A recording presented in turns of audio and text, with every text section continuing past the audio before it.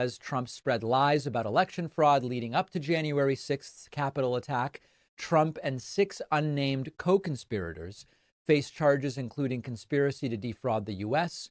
and obstruction of an official proceeding. Trump has pleaded not guilty. That trial was originally scheduled for March 4th, but postponed as Trump appealed a claim of presidential immunity to the Supreme Court. Arguments on the claim are set for April 25. And lastly, we have the state indictment in the 2020 election interference case in Fulton County, Georgia, where Trump and 18 others face charges under Georgia's RICO statute for allegedly coordinating efforts to thwart the proper certification of Georgia's 2020 presidential election. The indictment stems from a recorded phone call where Trump famously pressured Georgia's Secretary of State to, quote, find 11,780 votes. Trump was initially charged with 13 counts, including conspiracy to commit forgery, filing false documents. Some counts were quashed, leaving 10. He and all co-defendants pleaded not guilty. That trial is ongoing, with several co-defendants accepting plea deals and pleading guilty to reduced charges. There is also obstruction of justice. Trump allegedly attempted to impede or interfere with investigations into Russian interference in the 2016 presidential election, including by firing FBI Director James Comey. You'll remember the Mueller report outlined several instances where Trump may have obstructed justice, such as instructing aides to remove the special counsel. And after firing FBI Director James Comey, there was ultimately no definitive conclusion reached on whether he committed a crime, and it was left up to Congress to decide. Now, many of Trump's closest advisors, including campaign manager Paul Manafort, his national security advisor Michael Flynn, also George Papadopoulos, Rick Gates, Roger Stone, they were convicted as part of that investigation, and some served time in prison. We then have the New York tax evasion and fraud. Trump recently lost a civil case presented by Attorney General Letitia James to the tune of $454 million.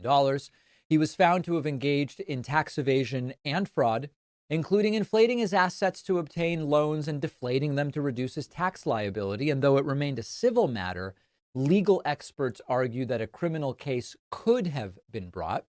We have the Ukraine call abuse of power situation. Trump was accused of abusing power by pressuring Ukraine to investigate his political rival, Joe Biden, and his son, Hunter Biden. This all centered around a phone call that took place on July 25th, 2019, between Trump and Ukrainian President Zelensky, which Trump has called a perfect phone call. Trump allegedly urged Zelensky to launch investigations into the Bidens and into a debunked conspiracy theory about the 2016 election. Now, you'll recall that Trump was impeached by the House of Representatives on charges of abuse of power and obstruction of Congress related to the Ukraine scandal. He was ultimately acquitted by the Senate. This was his first of 2 impeachments, the following one on after January 6th. We also have the sexual misconduct allegations, where numerous women have accused Trump of sexual misconduct, including harassment and assault, over a period of several decades. He recently lost an $83 million defamation case to E. Jean Carroll, stemming from those sexual assault accusations. Trump has denied all allegations of sexual misconduct. He has dismissed them as politically motivated attacks, with some cases settled out of court and others remaining unresolved. We also have the Trump University fraud. Accusations claim that Trump University, a for-profit real estate training program, defrauded students by making false promises of success and pressuring them to purchase expensive courses. Multiple lawsuits were filed against Trump University alleging fraud and deceptive business practices, and it ended up with Trump settling for $25 million in 2016 without admitting any wrongdoing. So those are the allegations and problems of Trump. Let's now talk about Joe Biden and the allegations against him. Ukraine corruption, to start with. Accusations suggest that Joe Biden, as vice president, pressured the Ukrainian government to fire a prosecutor, Viktor Shokin, who was investigating a company that his son Hunter Biden was involved in exchange for foreign aid. This has led to multiple investigations.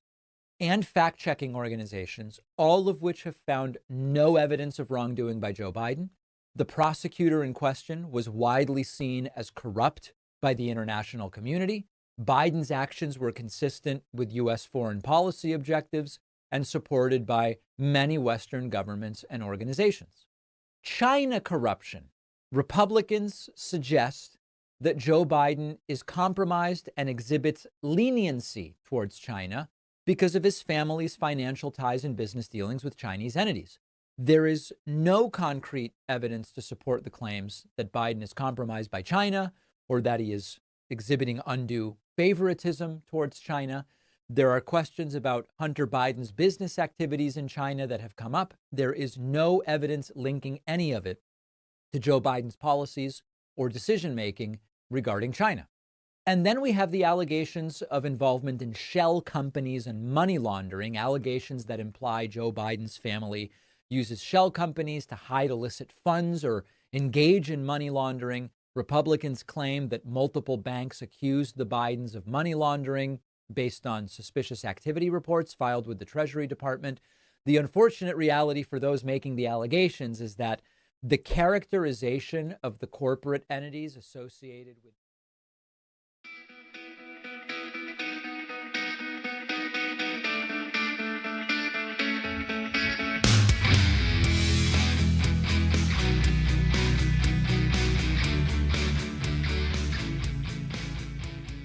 I'm Amy Goodman.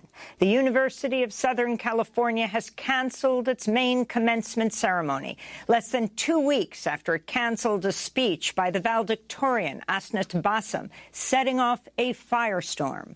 Police arrested over 90 peaceful protesters at USC Wednesday. Nationwide, over 500 arrests have been made on college campuses, including faculty, as student-led protests have swept the country. Just over the past day, new Gaza solidarity encampments and protests formed at Northwestern, Cornell, George Washington University, CUNY, and UCLA, among others. Students are calling for their schools to divest from Israel and stop censoring Palestinian and pro-Palestinian voices and drop charges against arrested staff and students. At Emory in Atlanta, a brutal police crackdown led to at least 28 arrests. Among those arrested was economics professor Caroline Folan, who was knocked to the ground by a police officer while another held her down and bound her hands with zip ties. We'll go to Atlanta after headlines for the latest at Emory. We'll speak with 2 arrested professors and a grad student. Meanwhile, students at Columbia University, the epicenter of the student encampment movement, filed a civil rights complaint Thursday following arrests by the NYPD and threats to deploy the National Guard. Despite the violent crackdown, students vowed to continue their protests. This is Vincent Doerr of UCLA. I don't think that our concerns about our personal safety are at the forefront of our minds right now. I think at the forefront of our minds is the violence that Palestinians are suffering at the hands of the Israeli state every day, these last 6 months and last, again, almost 80 years. In Gaza, the city of Rafah remains under nonstop Israeli attacks as Israel prepares to move ahead with its ground invasion. 8-year-old Abdelkarim Al-Kurd described the moment his home was attacked Thursday night. At night, we were sleeping quietly, my brother and I, in a bedroom. My mother and my grandfather were awake, so when they shelled, the rubble was above our heads, and the glass was shattered, and the house was smashed. Here, if you want, go and look. The whole house was destroyed. Nothing is left in it. In other news from the region, a Hamas official said the group would disarm if an independent Palestinian state is established and refugees are allowed to return. The New York Court of Appeals overturned the 2020 rape conviction of Harvey Weinstein Thursday and called for a new trial in a stunning development in his historic case. The disgraced Hollywood mogul was sentenced to 23 years in prison after his 2020 conviction. But the appeals court cited the improper use of what's known as prior bad acts witnesses. In this case, that refers to survivors of Weinstein that testified about their assaults, even though they were not part of the case being tried. Tarana Burke, founder of the Me Too movement, addressed the news yesterday. We are devastated for the survivors who are connected to this case and the survivors who had found some solace and catharsis in the original verdict around Harvey Weinstein. We also need to understand that the legal system has never served survivors in this country. Carceral solutions won't save us. Harvey Weinstein's 16-year sentence for sexual crimes committed in California is not affected by Thursday's ruling, though Weinstein's expected to appeal that conviction next. At least 87 survivors have accused Weinstein of rape or sexual misconduct. The U.S. Supreme Court appeared skeptical of Donald Trump's claim of absolute immunity from criminal prosecution for his attempts to overturn his 2020 election loss. This is liberal Justice Sonia Sotomayor questioning Trump's lawyers. We would be creating a situation in which we would be saying, this is what you're asking us to say, which is that a president is entitled not to make a mistake, but more than that, a president is entitled for total personal gain to use the trappings of his office. That's what you're trying to get us to hold, without facing criminal liability. Conservative justice questioned whether the charges against Trump constituted private acts or official acts, which could potentially be shielded from prosecution. But a resolution to the pivotal case could be further delayed, possibly beyond November's election, as the Supreme Court weighs sending the case back to lower courts for further deliberation. This comes as Trump's criminal hush money trial continues in New York. On Thursday, former National Enquirer publisher David Pecker told the court he made deals with Michael Cohen and Trump to kill embarrassing stories that would damage his presidential campaign, including Trump's alleged affair with Playboy model Karen McDougal.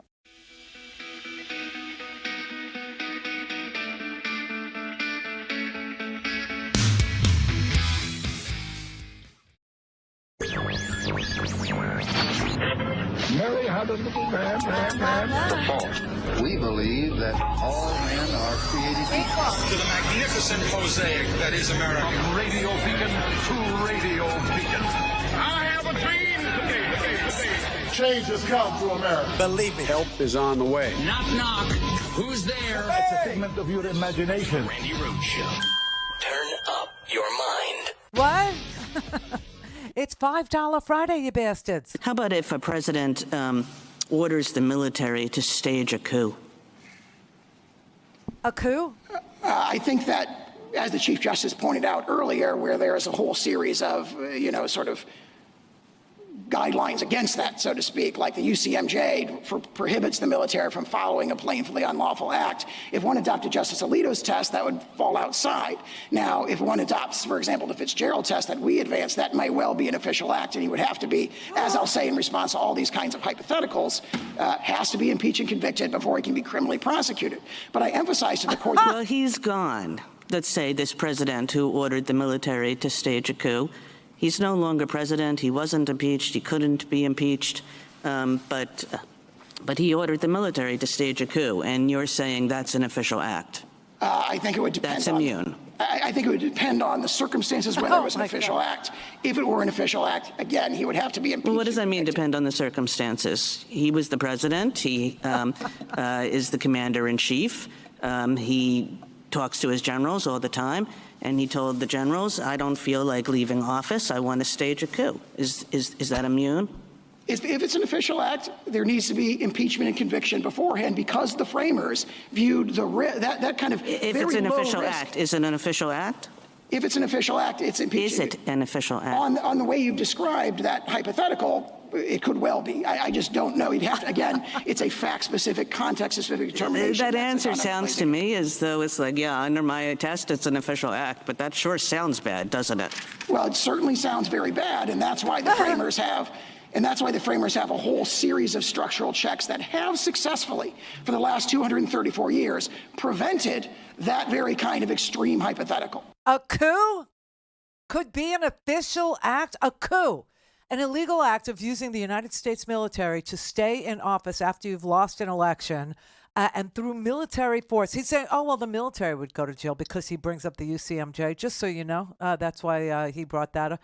But the president, no, the president could be official, could be, maybe he thought that the incoming president was bad. And bad for the country, bad for America, would put America second, not first. And so he could order. This is all happening on a split screen. While they're arguing whether or not Donald Trump specifically could engage in a coup as president of the United States and escape prosecution for it once he's no longer president of the United States, on the other side of the screen is a Google Doc where somebody is furiously typing the testimony being given in a criminal case against Donald Trump in New York. I mean, you can't make this up. Only in America, everybody. Only in America. It's so crazy. In my whole life, I never thought that I would hear a lawyer in front of the Supreme Court being, asked whether or not a coup is an official act of covered under presidential immunity, even after the president is not president anymore. I mean, this really stunned everybody. And so, we were the first show on the air when the Supreme Court concluded yesterday. And I mean, I told you that, listen, the Supreme Court was obviously trying to do Trump a favor. They delay for him because Donald Trump seems to win by losing. And be very careful, everybody. He loses a lot. Okay? He's a loser.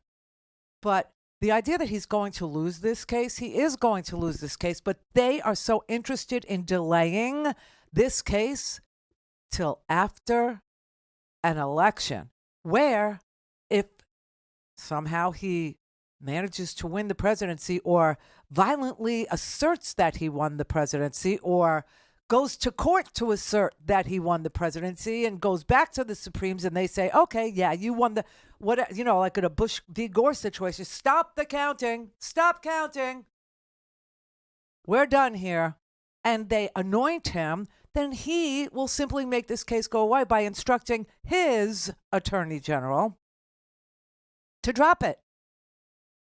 And that will be the end of that. And they were not at all interested in protecting the United States of America from coups or from illegal activities or from violence at our Capitol. They weren't even interested in the actuality of January 6th. They did. I mean, Alito was just like sitting there saying, oh, we don't really have to get into the facts of the case. We just need to, figure out a way to delay it even more. And so let's engage in a fun game called Public or Private, right? And we'll read out some really heinous activities, and you will tell us, Mr. Sauer, whether or not the president is, if he does these things, doing it publicly or officially. I mean, privately or officially, if he's doing it, for himself or if he's doing it as an official act of the presidency. And I mean, one of the things that came up was the coup.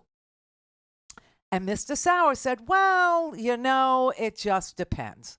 It depends on who he's cooing to protect against. Do you know what I mean? Like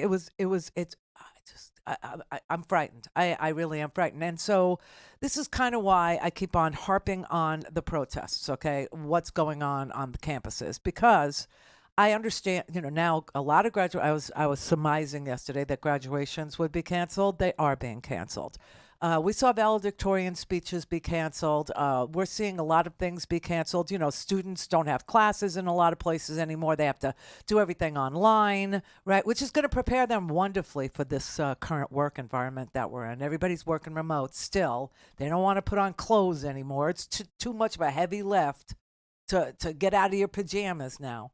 And so they're canceling graduate. And the reason why I'm so concerned is because the last time we saw protests of this magnitude, I will say, look, the protests after George Floyd, Black Lives Matter, those protests were everywhere. And those protests got violent in some areas.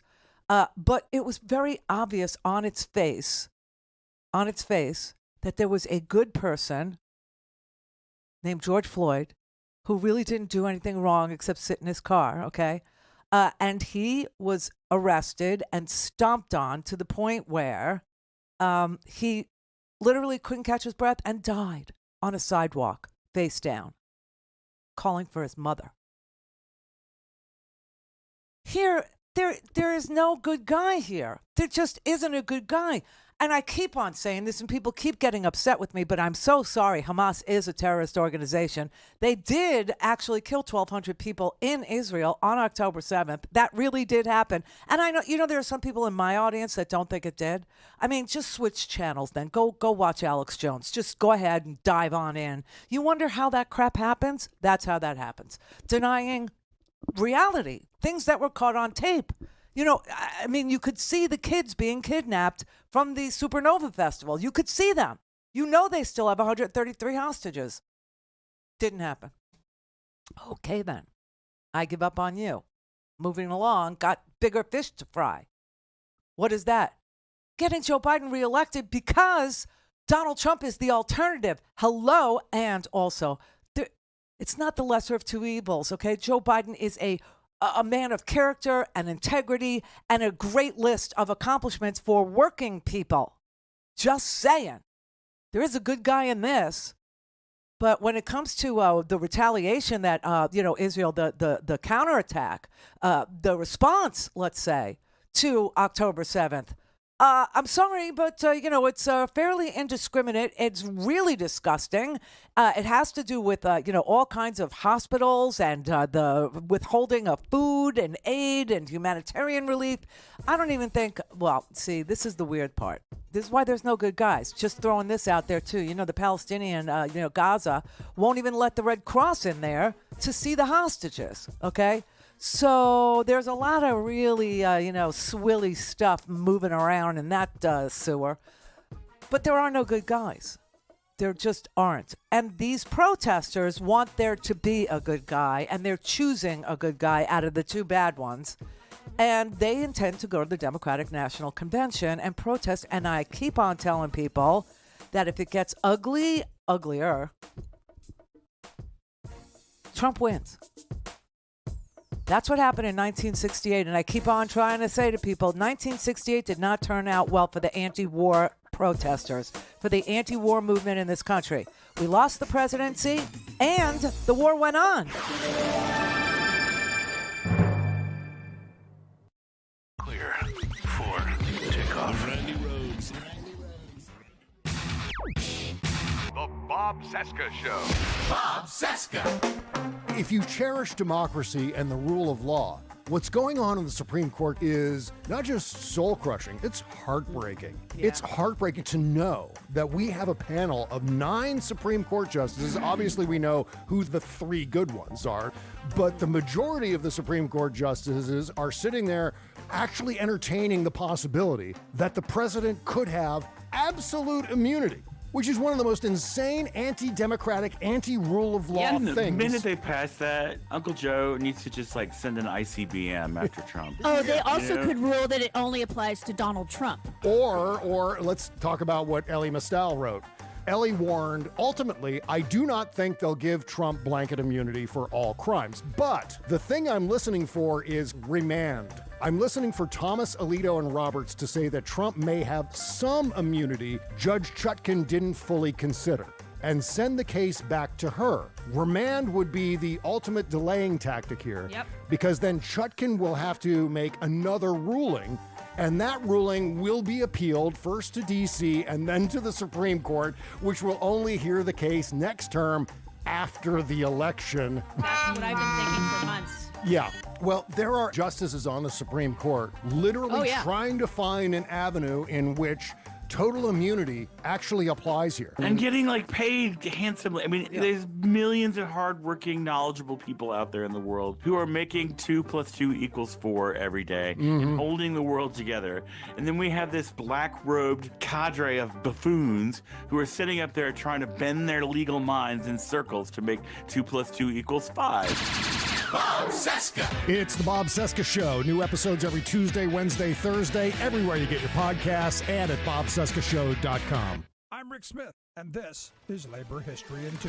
On this day in labor history, the year was 1944. That was the day the Army National Guard seized the Chicago property of Montgomery Ward and removed its chairman, Sewell Avery. The Chicago-based company repeatedly refused to accept a National War Labor Board order to recognize the workers' union and abide by the board-negotiated collective bargaining agreements. After refusing the second board order, President Franklin Roosevelt ordered the Army National Guard to seize the company's central mail order house, retail store, and other related properties in the city. Avery was physically carried out of his office. Wartime no-strike pledges were in effect to avoid strikes or any disruption in war production. From a distance, it looked as if the president had triumphed the cause of labor in forcefully implementing the Wagner Act. Workers of the CIO United Mail Order, Warehouse, and Retail Employees Union had walked off the job over recognition issues on April 12th. Montgomery Ward officials argued again, as they had 2 years earlier, that they were not engaged in war production, held no government contracts, and that the dispute is not one which might impede the prosecution of the war by the board's own terms. But the government feared strike activity would only spread to other industries in Chicago and elsewhere.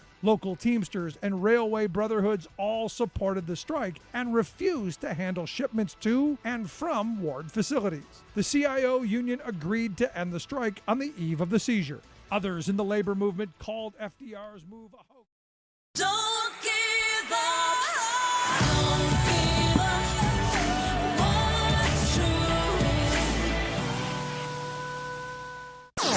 All things Randy at RandyRhodes.com. Go for launch. Speaking truth to power, the Randi Rhodes Show. They were literally just trying to help Trump's lawyers with the case to the point where Elena Kagan got the Trump lawyer to admit that he thought a coup, staging a coup, would be legal. Your thoughts? Yeah, that was actually, you're hitting the nail on the head, because that was the most alarming part of the oral arguments of this parade of horribles that the liberal justices and some of the conservative justices were putting before Trump's lawyer.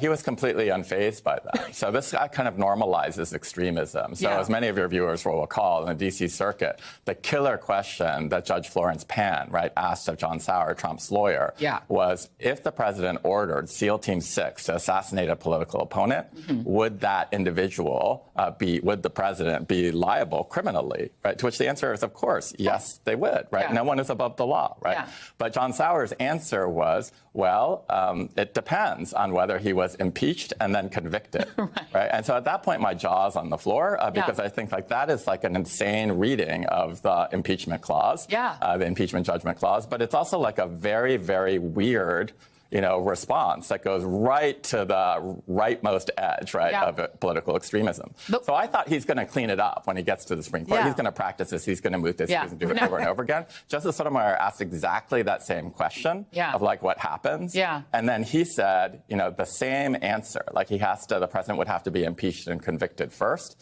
And basically at that point, Ellie and I were talking about this before, I thought this guy has made a bet. He's made a bet that if he just survives in the district court and the appellate court, he's going to be in front of a much more friendly audience. And he can make that argument and they will buy it and or throw him a lifeline. And sure enough, Justice Alito said, well, of course, that hypothetical was complicated because SEAL Team 6 has to obey the law. Unlike the president, SEAL Team 6 has to obey the law. And so that was what was alarming to me, is you had the highest court in the land sort of entertaining hypotheticals and having a serious argument that really normalizes extremism. And this is how extremism manifests itself in nation states, and which none is to of say us we're going to go more and more to the extreme, and then ordinary institutions of justice are going to accept that. And none of us at this table believe that they believe any of these rules apply to Joe Biden.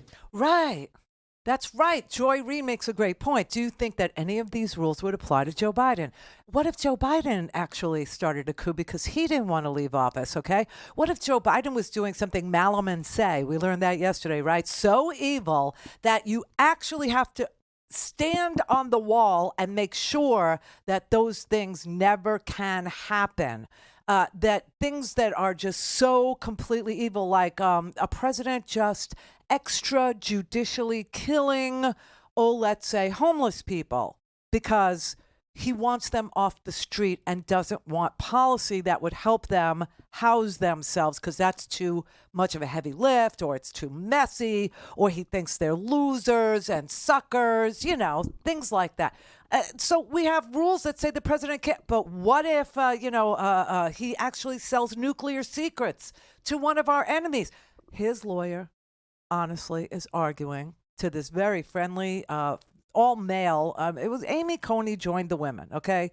Even though she's an ultra button-down conservative handmade type, she was a little appalled at what this lawyer was asserting was okay.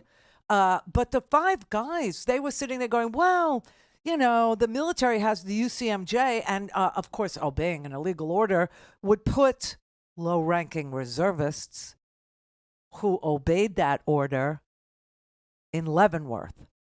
And we know that's exactly how it plays out, because that's exactly what happened when what's his face? The one that ordered the torture in Abu Ghraib, the Secretary of Defense, right? He put a note and he said, go ahead, put them on dog, do whatever you have to do, just get the information. And who went to jail? Who did? Did anybody in the administration go to jail? Oh, no, oh, hell no. The seven low-ranking reservists, okay? Lindy England, you might remember, Charles Rayner, right? Yeah, you remember them? She was pointing in the, hey, I'm from West Virginia, and look what I got on a leash, that kind of thing. And of course, everybody is celebrating now cruelty. It's a thing. It's being celebrated.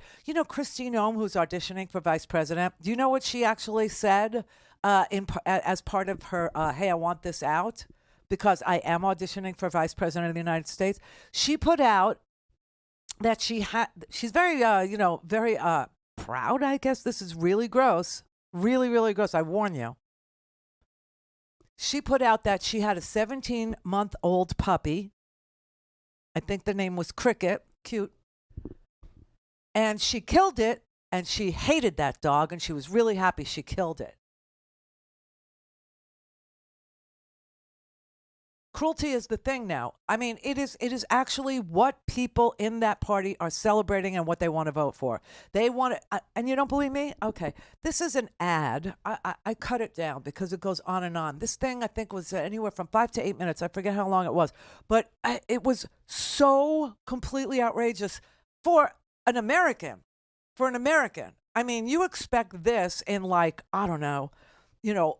military juntas. You know what I'm saying? You expect this in, military countries where the leader of the country rules through the military might, right?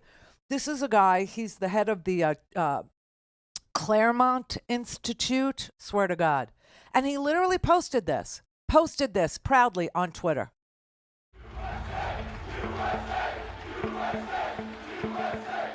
Now that President Trump is the Republican nominee for president in 2024, it's time for Republicans, including those who doubt him or even can't stand him, to get behind him.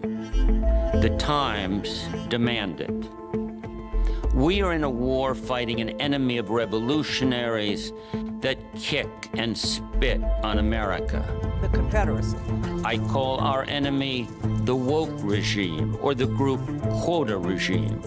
This war is a contest between those who love America and those who hate it. But we do not have a commander-in-chief. You can't win a war without one. We shouldn't much care whether our commander-in-chief is a real conservative, whether he is a role model for children, or says lots of silly things, or whether he is modest or dignified. What we should care about is whether he knows we are in a war, knows who the enemy is, and knows how to win. You're a little guy, aren't you? Who is the enemy? In his little, mental scenario, in his little psychological warfare, who is the enemy? Am I the enemy? Is it anybody that disagrees with you? That's your enemy now, and they must be, defeated. They must be removed. They must be put in camps. These people are so completely sociopathic.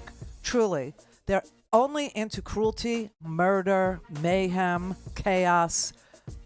I've said it a million times, because in chaos they can steal, and they want to steal. And what do they want? What do they want? Well, you got that whole Social Security trust fund. You got that. Big tranche of money, big, gigantic, trillions of dollars. They want it. They want it.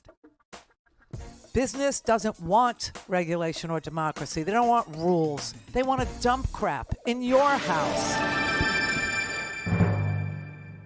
Clear for takeoff. Randi Rhodes.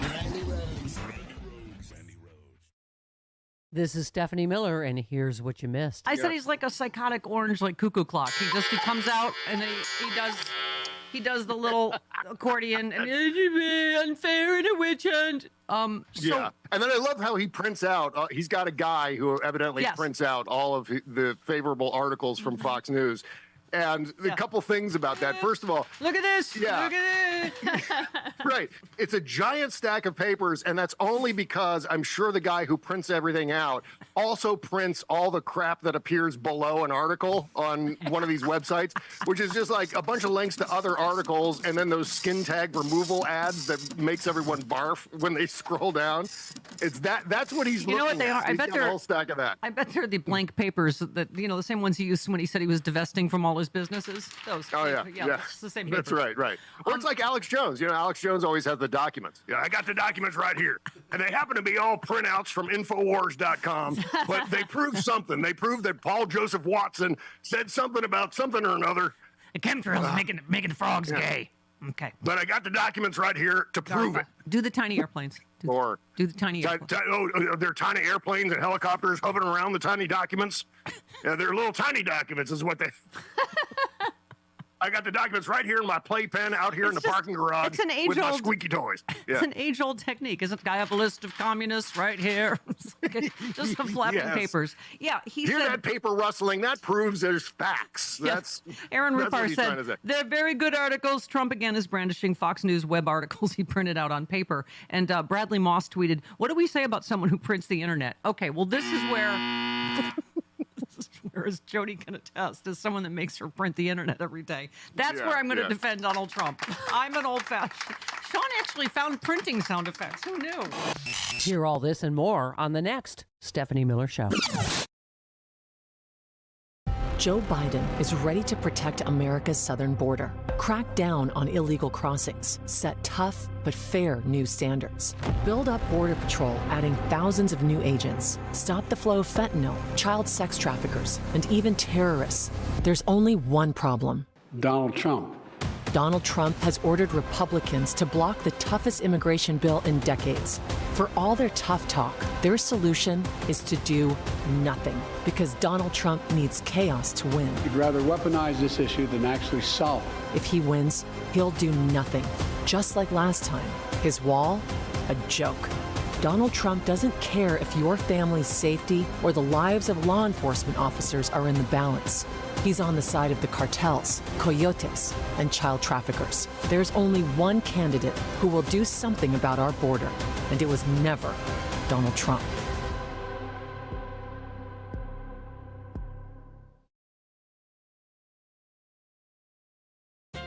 Years ago, Coca-Cola excitedly debuted a new formula for its soda, dubbing it New Coke. Consumers hated it, and sales plummeted, a marketing fiasco. But here comes Coke again, pushing an even worse product, quote, a better plastic bottle, trumpeting it as 100% recycled. Coke really needs an environmental PR goose-up because today's consumers know and care a lot about the massive plastic contamination of our planet, and Coke has been ranked as the globe's #1 plastic polluter for 6 years in a row. Problem is, the corporation's recycling hype is a fraud, for plastic is a fossil fuel polymer that essentially is forever. Even though most of us dutifully put throwaway containers in recycling bins, the industry's dirty...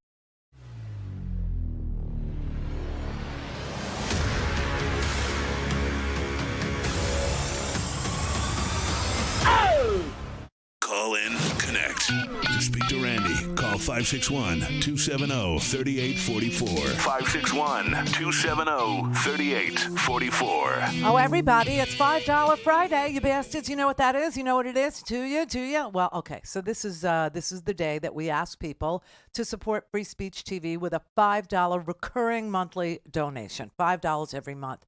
If you are already somebody that supports and invests in Free Speech TV, and you would like to increase your donation, your monthly recurring, by $5, you will also be in line to get a mystery box from us. And that's the thing with $5 Friday. It's like the first 50 people that either give $5 recurring or invest $5 more than they already do recurring. Get a mystery box. So call us now at 877-378-8669 or visit us at freespeech.org. The org means we are a not-for-profit. We don't take any political money. We don't take any commercial money. Nobody pays for anything or any opinions or any positions that Free Speech TV hosts take. That's why we give our shows to Free Speech TV for nothing, because they don't tell us what our opinion should be. It's not like, hey, come work for us and, if we want your opinion, we'll give it to you. No, it's not like that at all. So that's why you hear a lot of diverse opinions on this particular platform. And if you would like to keep supporting it, today would be a wonderful day to do it. If you want to text us, please feel free to do that as well. FSTV, those are the letters you want to text to 44321. 44321, put in FSTV, and we will send you a secure link. On that link, you can make your recurring donation. You can turn it off anytime you desire. You can say, I don't want to do it this month, or I thought I could do it, but I can't. It doesn't feel comfortable to me. No problem. Just cancel it. We're done. Nobody comes and nobody knocks on your door and nobody tells you anything, okay? So it's the way we have been operating for 25 years at Free Speech TV. Thank you very much. Travin? Trevin, like Trevor with an N, yes. Oh, Trevin, yep. Okay. Yes. Thank you. First time caller, long time listener. I hate saying that. Yeah, but I would know. I've never talked to a Trevin before, so. We're pretty rare. Yeah. I'm a huge talk radio fan 'cause my dad was in the business years ago, and I hate to put you in third place. You're my third favorite talk show host. My first being Howard Stern, my second being Mr. Tom Likas, who, when you came back on air he announced he's retiring this week. Aww. And when you came back on the radio, when you came back, that's how I heard it through him, because he was on TuneIn, and he said, hey, I used to work with Randi in Florida, and she's on TuneIn as well, and that's how I knew you were back. Yeah. So you mentioned a little bit earlier in the show about the lesser of two evils, and I just mentioned Howard Stern.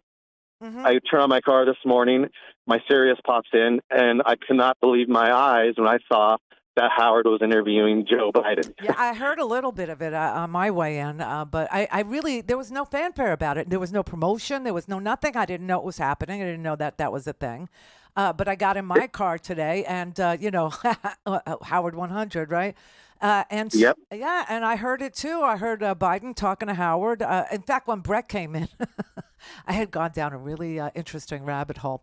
When Brett came in, I was trying to listen for clips from that, from Howard Stern interviewing Joe Biden, so I could play them for people who missed it. And I went down this rabbit hole because Pearl Jam had been on Howard. And I ended up listening to Pearl Jam do their new stuff on the Stern Show. I never pulled the clips. And I walked into the studio and immediately heard something we can't play on air. Yeah, music. Yeah, is what it is. But yeah. But so how was it? Well, it was great. And what I don't understand is all these Republicans always saying Sleepy Joe and Dementia Joe. And I never heard him stutter. I never heard signs of dementia. And everything he talked about, he's just such a wonderful, nice man. He talked a lot about what he went through when his wife and baby daughter died and his son's been in the hospital. And it's just so night and day compared to when Donald Trump was on Stern years ago and would talk about Kim Kardashian's fat butt and looking at naked 16-year-old girls because he owned the beauty pageant, I remember when Donald Trump was on Howard Stern and Howard asked him about Ivanka's boobs, right?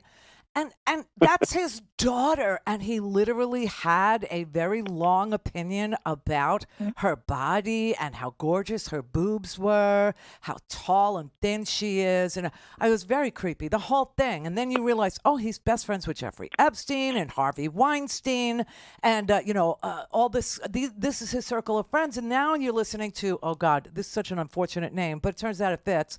Now we're listening to David Pecker tell us that. Everything that happened at the National Enquirer, including saying Hillary was dying. Remember? Hillary, like Joe Biden has dementia, but Hillary was dying. She only had 6 months to live. Or Hillary was, fainting sporadically. She was unwell and all that crap. That was made up on purpose for Donald Trump's benefit. And they never, ever said that that was a campaign contribution. Right. And so that's, part of the trial. That's part of the crime. And then I'm listening to, Biden. I heard the part where Biden was talking about how upset he got when he heard Donald Trump go to the cemetery in France and say that the soldiers that were buried in those graves from World War I and II were suckers and losers, And then he started, Howard Stern said, and John McCain too. And he said, yeah, and Howard said that he was able to meet John McCain before John McCain died, and what a great guy he was. He was just such a nice, wonderful, strong person. And Biden said he was just a stand-up guy. And when you listen to like all the stuff that Trump says about these really good people, whether you agree with them or you don't agree with them, that they're people of character and integrity. And then you find out from the people that are backing Donald Trump, like the Claremont Institute and the Heritage Foundation with their 2020, that all they want to do is cast aspersions and then on top of it say, character doesn't matter. Integrity no longer matters. We're at war. America is at war. And we need somebody who knows who the enemy is and will kill them. Pathetic. And I don't know if you remember. I don't know if you remember, but Hillary Clinton came on to Howard too after the election, after she lost. I don't know if you remember that at all, but I don't. Well, she came on, did an interview, and it was amazing. And all these callers called in and said, if you would have done this exact same interview while you were running, I would have voted for you. Oh boy! And so I think getting Biden on was a big win. Hopefully, it gets some press, media coverage today in the news. Well, I'll tell you right now, the mainstreams. I heard. I was also listening to Andrea Mitchell. She was like stunned and shocked. Why didn't he announce? Because Biden made a little news today. He had said that he would debate, Donald Trump anytime, anywhere, wherever. He said that he actually thought that there was debates scheduled. He said, I am debating him somewhere. And thought that, and he goes, and I look forward to debating him. And so all of a sudden that broke on the wires, like Reuters and all that stuff picked it up. And Andrea Mitchell was like, he didn't break the news on NBC. He didn't break it on any of the, CNN. He didn't break it at the New York Times. The New York Times covers him wall to wall. I don't know why he wouldn't break it with the New York Times. Why didn't he break it with the Washington Post? He broke it with Howard Stern because Trevin listens to Howard Stern. That's why. Randy, thank you so much. I love you. Love you more. Seriously, that's why he did. And I don't think he meant to make news about anything, really. I think he really does think that there are 3 debates scheduled. Clear for takeoff. Randi Rhodes. Randi Rhodes. Randi Rhodes. RandiRhodes.com. The issue facing our nation isn't how old we are, it's how old are our ideas. Hate, anger, revenge, retribution are the oldest of ideas. But you can't lead America with ancient ideas. You need a vision for the future and what can and should be done. I see a future where defending democracy, we don't diminish it. I see a future where we restore the right to choose and protect our freedoms, not take them away. I see a future where the middle class finally has a fair shot. I see a future where we save the planet from the climate crisis and our country from gun violence. I see a future for all Americans because I believe in you, the American people. When America gets knocked down, we get back up. We keep going. There is nothing beyond our capacity. when we act together.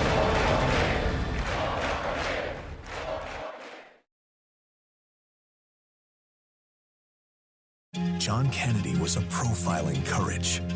Robert Kennedy spoke to our better angels, tragic leaders who were the best of America. Ask what you can do for your country. Robert Kennedy Jr. is a different kind of tragedy. A longtime heroin addict, Kennedy is an anti-vaxxer extremist who thinks all vaccines are dangerous. There's no vaccine that is, safe and effective. No vaccines? Bring back polio, measles, whooping cough. COVID-19, there's some argument that it is ethnically targeted. Ethnically targeted? That's racist and crazy. If you believe COVID was a conspiracy, if you're an anti-vaxxer, RFK Jr. is your guy.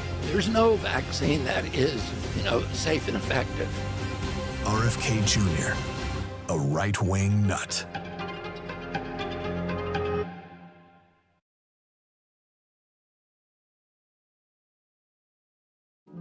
Why does MAGA love Vladimir Putin so much? He reminds them of someone they love. Both are pathological liars. We will be aiming at denazification of Ukraine. I think it was an insurrection caused by Nancy Pelosi. Both hate democracy. He controls the press, he controls the oligarchs. Both use violence to attack law and order. We will never give up, we will never concede. You don't concede when there's theft involved. Both demean women. Blood coming out of her wherever. Both think their supporters are stupid. Vladimir Putin has signed a decree banning so-called homosexual propaganda. I love the poorly educated. But the one big difference between Vladimir Putin and Donald Trump, in America, our votes count. We can stop Donald Trump. Don't let MAGA turn America into Russia. Vote because you still believe in America.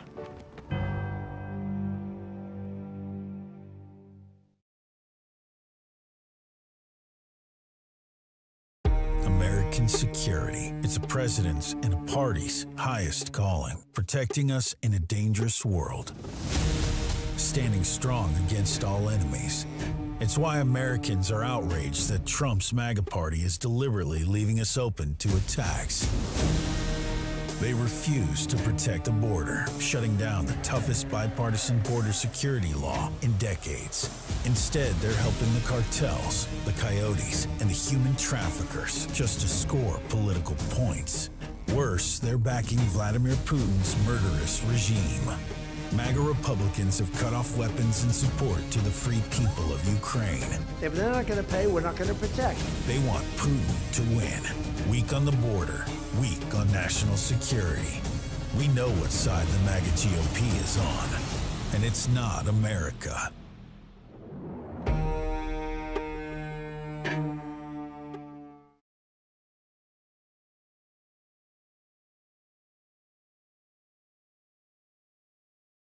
Whether you're listening to Leslie Marshall each Tuesday through Friday or Brad Bannon each Monday, you can hear them from 6 to 7 p.m. Eastern on the Progressive Voices Network.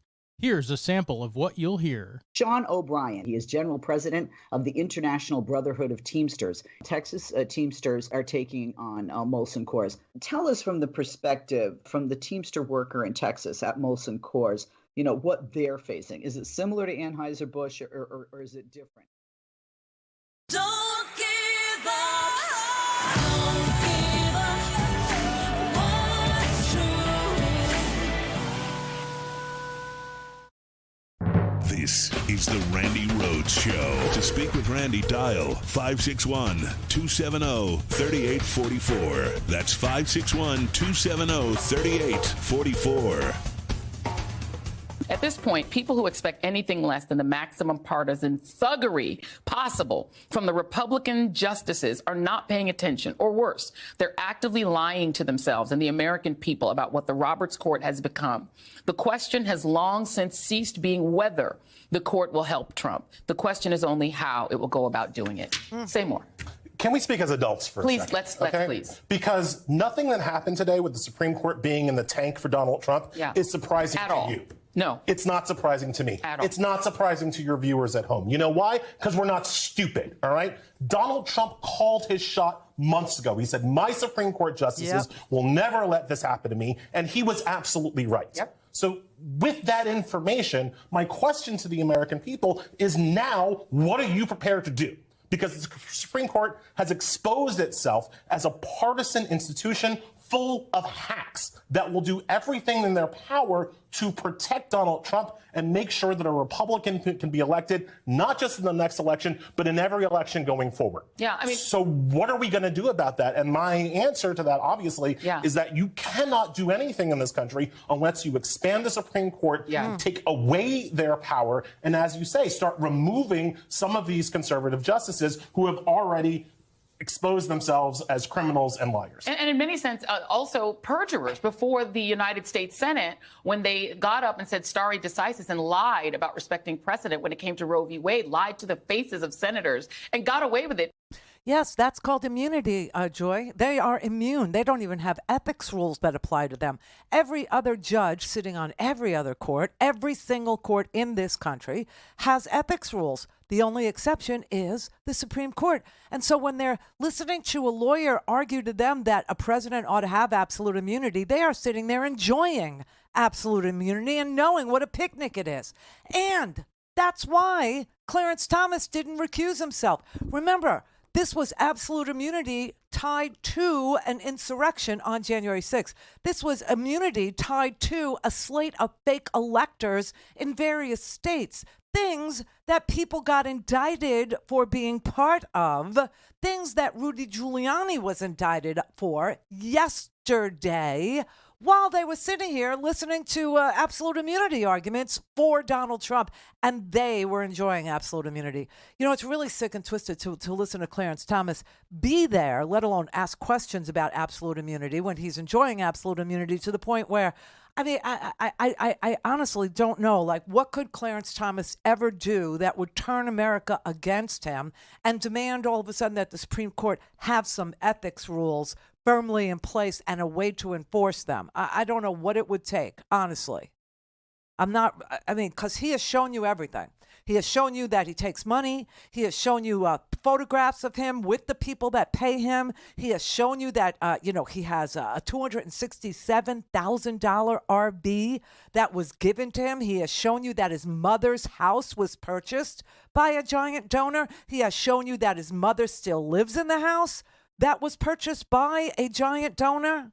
And nobody is screaming and yelling. They're not out in the streets. They're not upset about it. They don't, demand that he, resign his.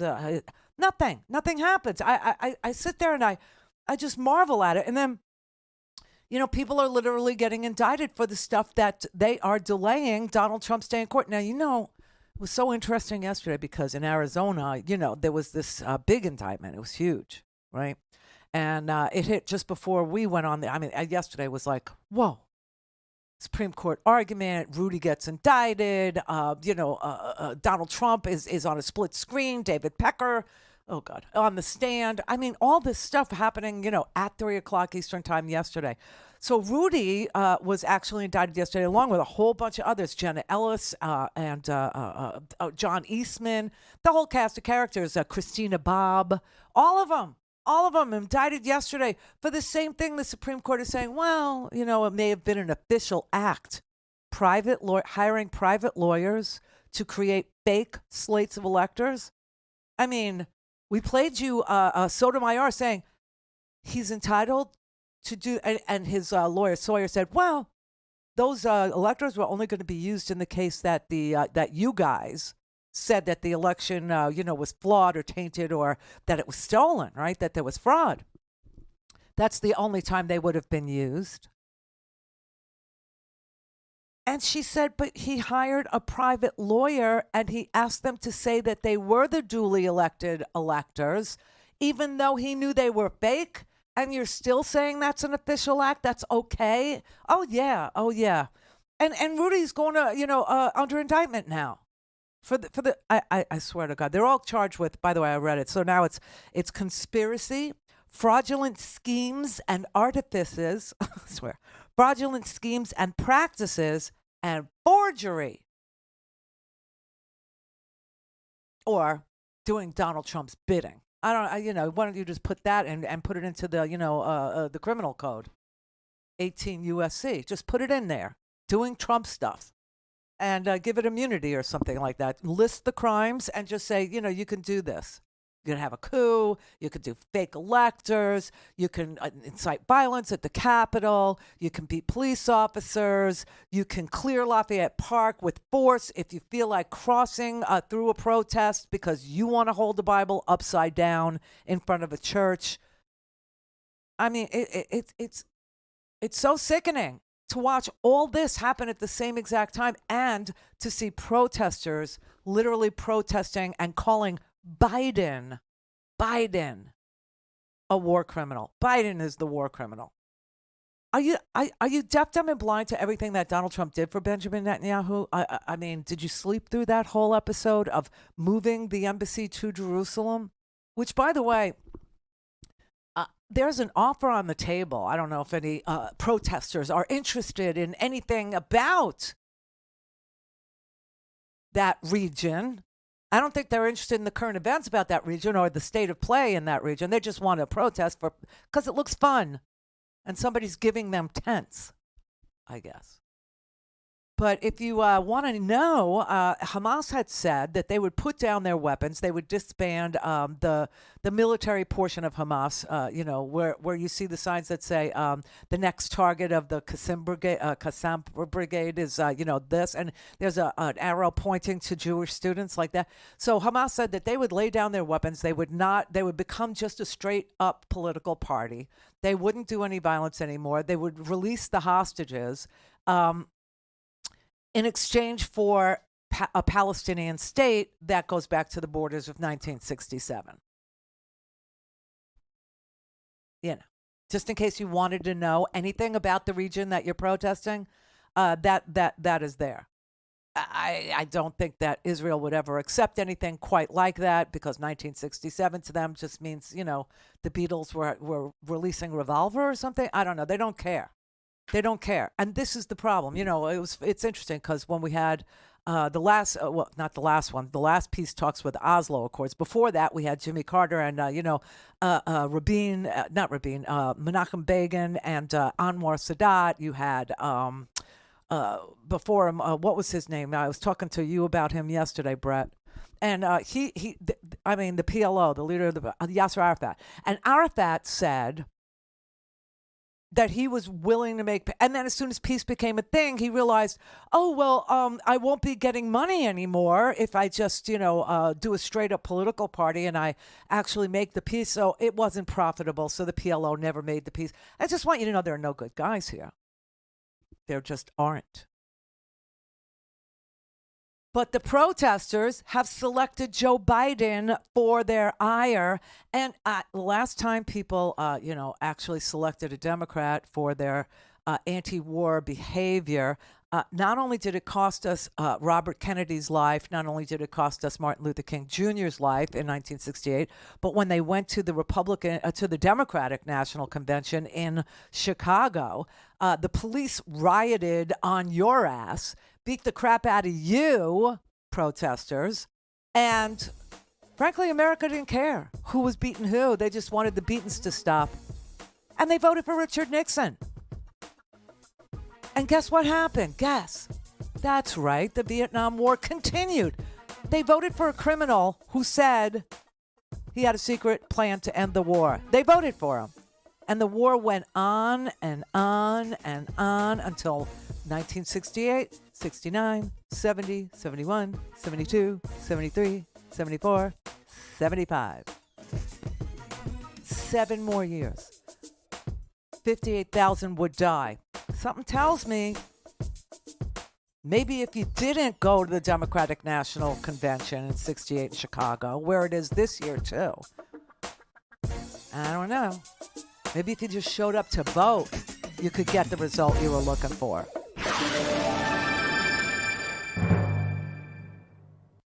Clear for takeoff. Randi Rhodes. Randi Rhodes. Randi Rhodes. RandiRhodes.com. 911, what's your emergency? America's healthcare system is broken, and people are dying. Welcome to Code WACK, where we shine a light on America's callous healthcare system, how it hurts us, and what we can do about it. I'm your host, Brenda Gazzar.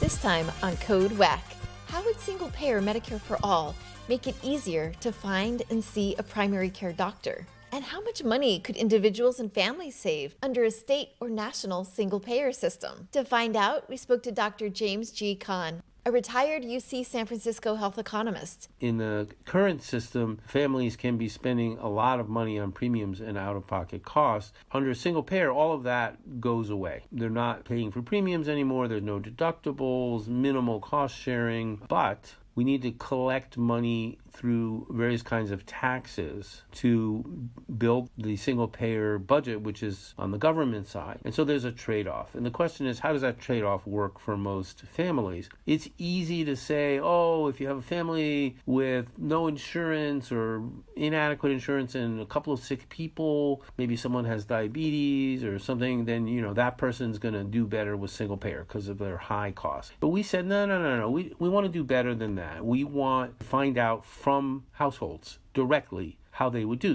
But on the whole, the vast majority of people save money, and the savings are pretty substantial. Get the full Code WACK story on ProgressiveVoices.com and on the PV app. Catch all our episodes by subscribing to Code WACK wherever you find your podcasts. This podcast is powered by Heal California, a nonprofit that uplifts the voices of those fighting for healthcare reform around the country. Until next time, stay healthy.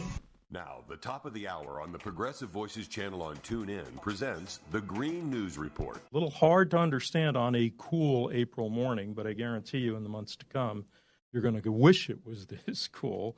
National Weather Service warns summer 2024 will be hotter than usual.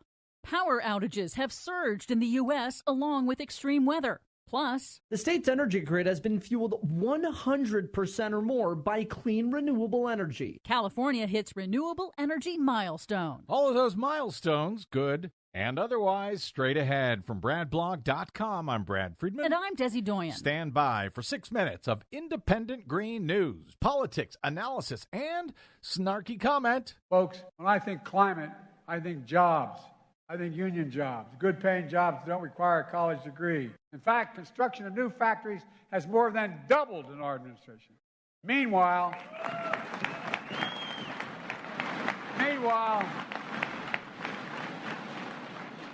Donald Trump still thinks windmills cause cancer. Oh, like they don't. This is your Green News Report. That's what he said. Okay, Desi Doyen, I guess I should have been expecting this, but it's April. We're already getting warnings about summer. Yes, we are. Buckle up. The National Weather Service forecast this week that summer 2024 will be hotter than usual in the U.S. Great. Bringing more intense drought, wildfires, and prolonged heat waves that threaten the reliability of the nation's electric grid. Fantastic. Potentially even hotter than last year's hottest summer on record. NOAA and the Centers for Disease Control this week also issued new color-coded heat forecasts and interactive tools detailing local heat risks and air quality to prepare Americans for this summer's extreme heat. Globally, a new report warns that 70% of workers around the world are now exposed to extreme heat risks. The report, released this week by the International Labor Organization, warns that excessive heat around the world now kills nearly 19,000 workers a year, and they warn those numbers are rising. That, as Republican-controlled states around this country are passing laws that prevent local ordinances from protecting workers from the heat.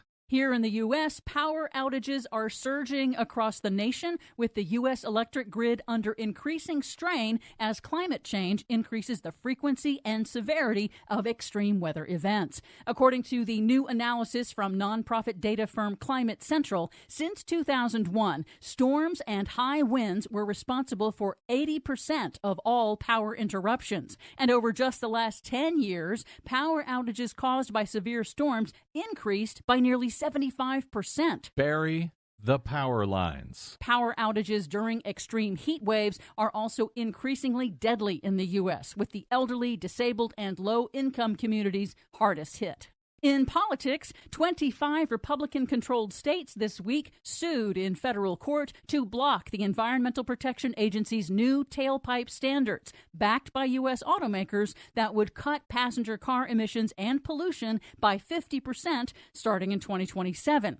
The 25 Republican attorneys general claim that the new regulations are, quote, unworkable and unlawful. They're unworkable, unlawful, except the car companies are just fine with them? Yes.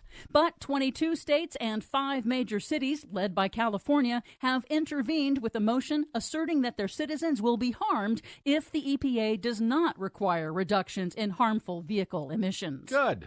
The tailpipe emission standards are among several significant environmental policies enacted by President Biden, but a new CBS YouGov poll this week shows that most voters don't know about them.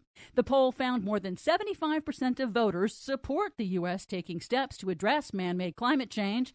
More than half said climate change needs to be addressed right now, particularly those who have experienced extreme weather disasters. However, the poll shows that the vast majority of Americans have heard very little about Biden's sweeping climate policies in the media. Because we have a terrible media. But they do favor Biden's climate actions when they're told about them. Go figure.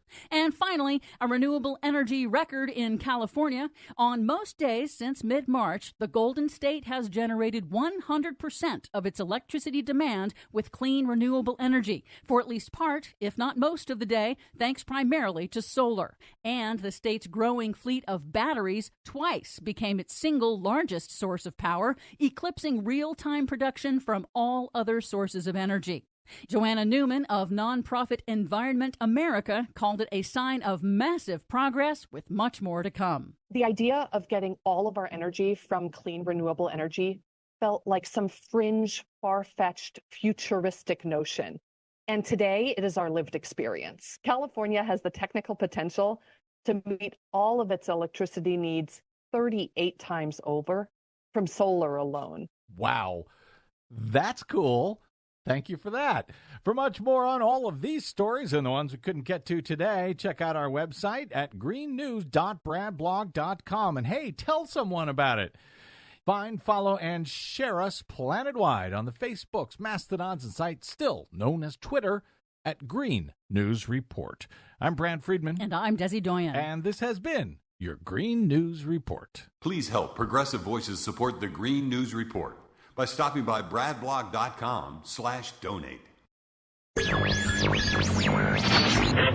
Mary had a little man. We believe that all men are created equal. To the magnificent mosaic that is America. From radio beacon to radio beacon. I have a dream. Change has come to America. Believe me. Help is on the way. Knock, knock. Who's there? It's a figment of your imagination. Randi Rhodes Show. Turn up your mind. The lesser of two evils. The president signed the bipartisan infrastructure bill, CHIPS and Science Act, the landmark Inflation Reduction Act. Hard-fought victory for the president. These massive pieces of legislation have been passed. It's incredible, but it isn't like Schoolhouse Rock, okay? There's lots of work to be done after the president actually signs a bill. They can write the rules so the rules work for working people. They can write the rules so the rules don't work for working people. The language that President Biden put in the legislation, he's got everybody covered. Forgot about nobody. It's been amazing. 15 million new jobs in just 3 years. 800,000 new manufacturing jobs in America and counting. So many times we were promised, and then nobody really delivered. Once again, somebody comes in and promises, only lo and behold, delivering. Huh. I think we'll step back from where we're at in a few years, and we'll realize how big the impact of Joe Biden and Kamala Harris has been. With the monumental pieces of legislation that they passed that are just now starting to take root from coast to coast in this country. The future is so bright, it's unbelievable. Ooh, music. Uh-oh. Get ready to edit that out, everybody, on my team. But you know who that was? That's Sean McGarvey. He is the president of the National Association of Builders Trade Union. Okay, and he has known Donald Trump. I went through this the other day because obviously they got the endorsement. Joe Biden's administration got the endorsement of the National Association of Builders Trades Union, which really was something that Donald Trump was relying on. Why? Because Donald Trump's a builder. See. And so at the last time that Donald Trump promised infrastructure, they sort of kind of wanted to believe him, and nothing ever happened. In fact, they were so unbelievably amazed and disappointed at the intensity of Donald Trump's care for Donald Trump and no one else. And Sean McGarvey put together an ad for Joe Biden after the union endorsed him. You're talking like 3 million people. I mean, it's a big thing. It's huge. It's great, too, because Biden is the union guy. He believes in collective bargaining. He understands that when we go in to a corporate office, we shouldn't have to go in alone. We should be going in with the brethren that do the same jobs we do and demand equal, pay for people that are working in union shops, non-union, across this country by saying collectively we're bargaining for pension funds. Collectively we're bargaining for, a share of the business. Collectively we're bargaining for 7 sick days. Collectively we're bargaining for wages. Collectively we're bargaining for health insurance benefits, right? On day one. Why would you try to do that alone if you could collectively do that with 2,999,999 other people? See, that's what unions are there for. Anyway, he put out this ad and he explained how Donald Trump was all about Donald Trump. You would never abuse power as retribution against anybody. Except for day one. Donald Trump, he's not a good man. He's not a good person. He does not care about anybody in this world except Donald Trump. That's it. That's all. A very clear and present danger.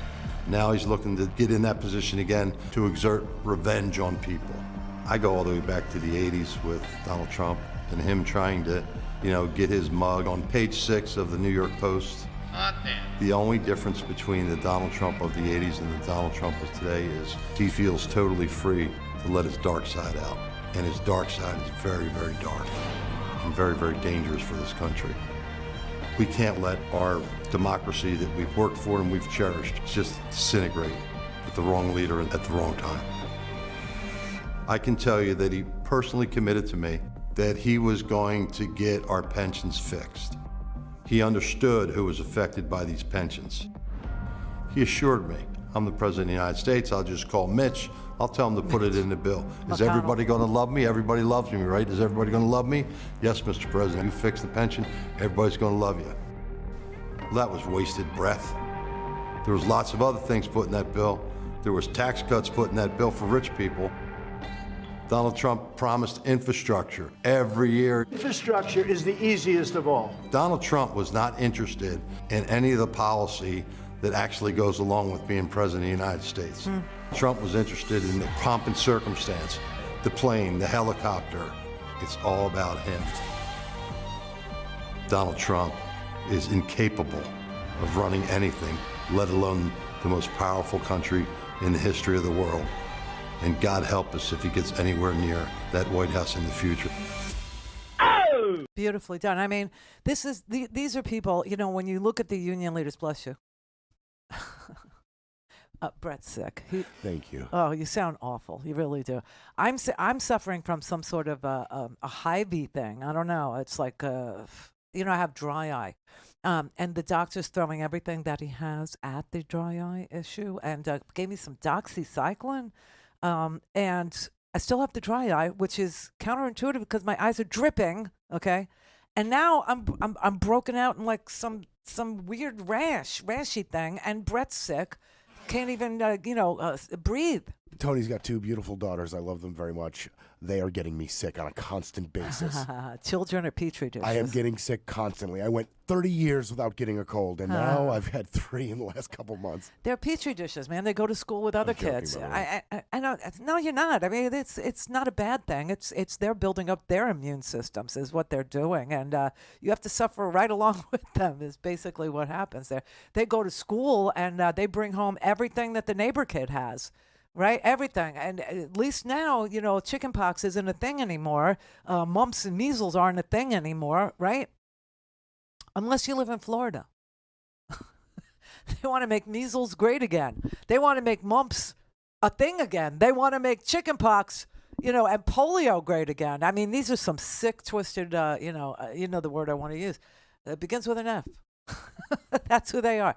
But Brett, I've never seen Brett sick. We've been working together, like 7 years? Some crazy 8, amount? I think the better part of 8. Oh, my God. I have never seen him sick, ever.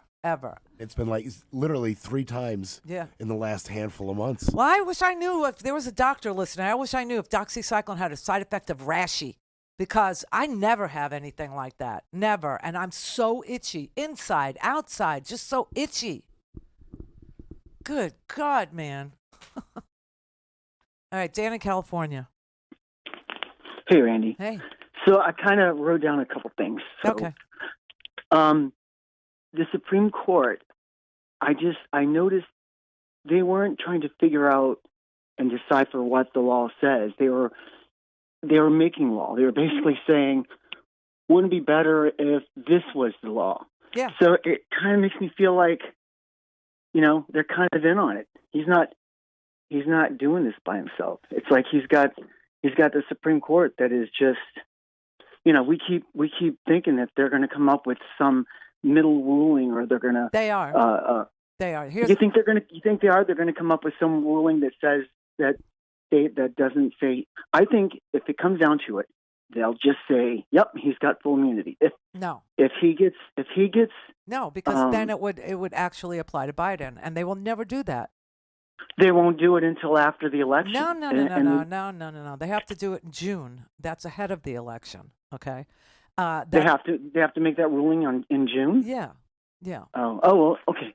That makes me feel a little bit better. They hear hear the thing in the session, and then at the end of the session, they issue all their rulings on everything that they took and everything that they heard. And this is one that they took, and this is one that they heard.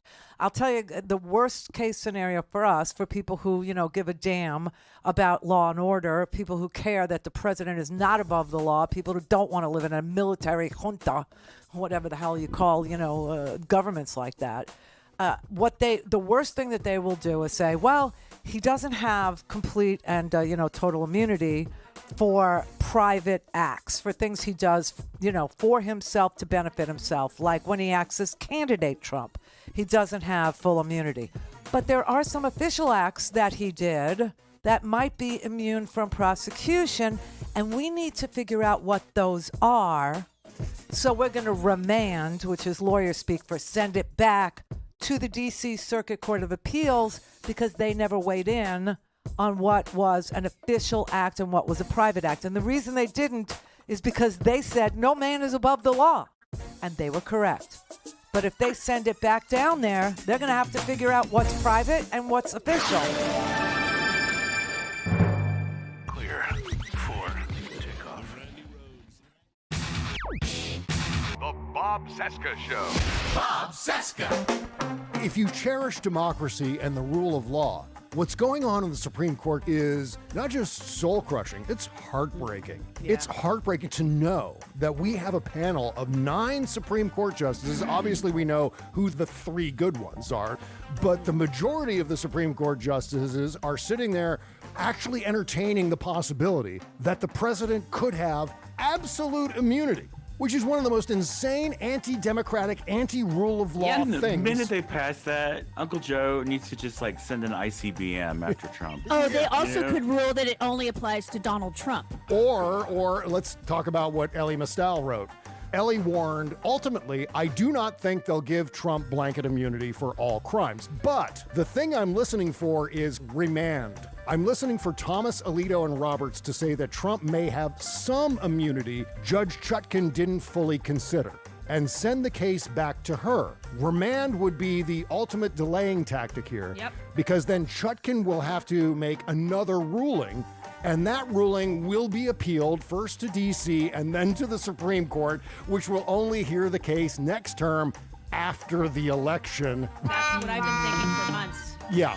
Well, there are justices on the Supreme Court literally trying to find an avenue in which total immunity actually applies here. And getting paid handsomely. I mean, there's millions of hardworking, knowledgeable people out there in the world who are making 2 + 2 = 4 every day and holding the world together. And then we have this black-robed cadre of buffoons who are sitting up there trying to bend their legal minds in circles to make 2 + 2 = 5. Bob Cesca. It's the Bob Cesca Show. New episodes every Tuesday, Wednesday, Thursday, everywhere you get your podcasts, and at bobcescashow.com. I'm Rick Smith, and this is Labor History in 2. On this day in labor history, the year was 1944. That was the day the Army National Guard seized the Chicago property of Montgomery Ward and removed its chairman, Sewell Avery. The Chicago-based company repeatedly refused to accept a National War Labor Board order to recognize the workers' union and abide by the board-negotiated collective bargaining agreements. After refusing the second board order, President Franklin Roosevelt ordered the Army National Guard to seize the company's central mail order house, retail store, and other related properties in the city. Avery was physically carried out of his office. Wartime no-strike pledges were in effect to avoid strikes or any disruption in war production. From a distance, it looked as if the president had triumphed the cause of labor in forcefully implementing the Wagner Act. Workers of the CIO United Mail Order Warehouse and Retail Employees Union had walked off the job over recognition issues on April 12th. Montgomery Ward officials argued again, as they had 2 years earlier, that they were not engaged in war production, held no government contracts, and that the dispute is not one which might impede the prosecution of the war by the board's own terms. But the government feared strike activity would...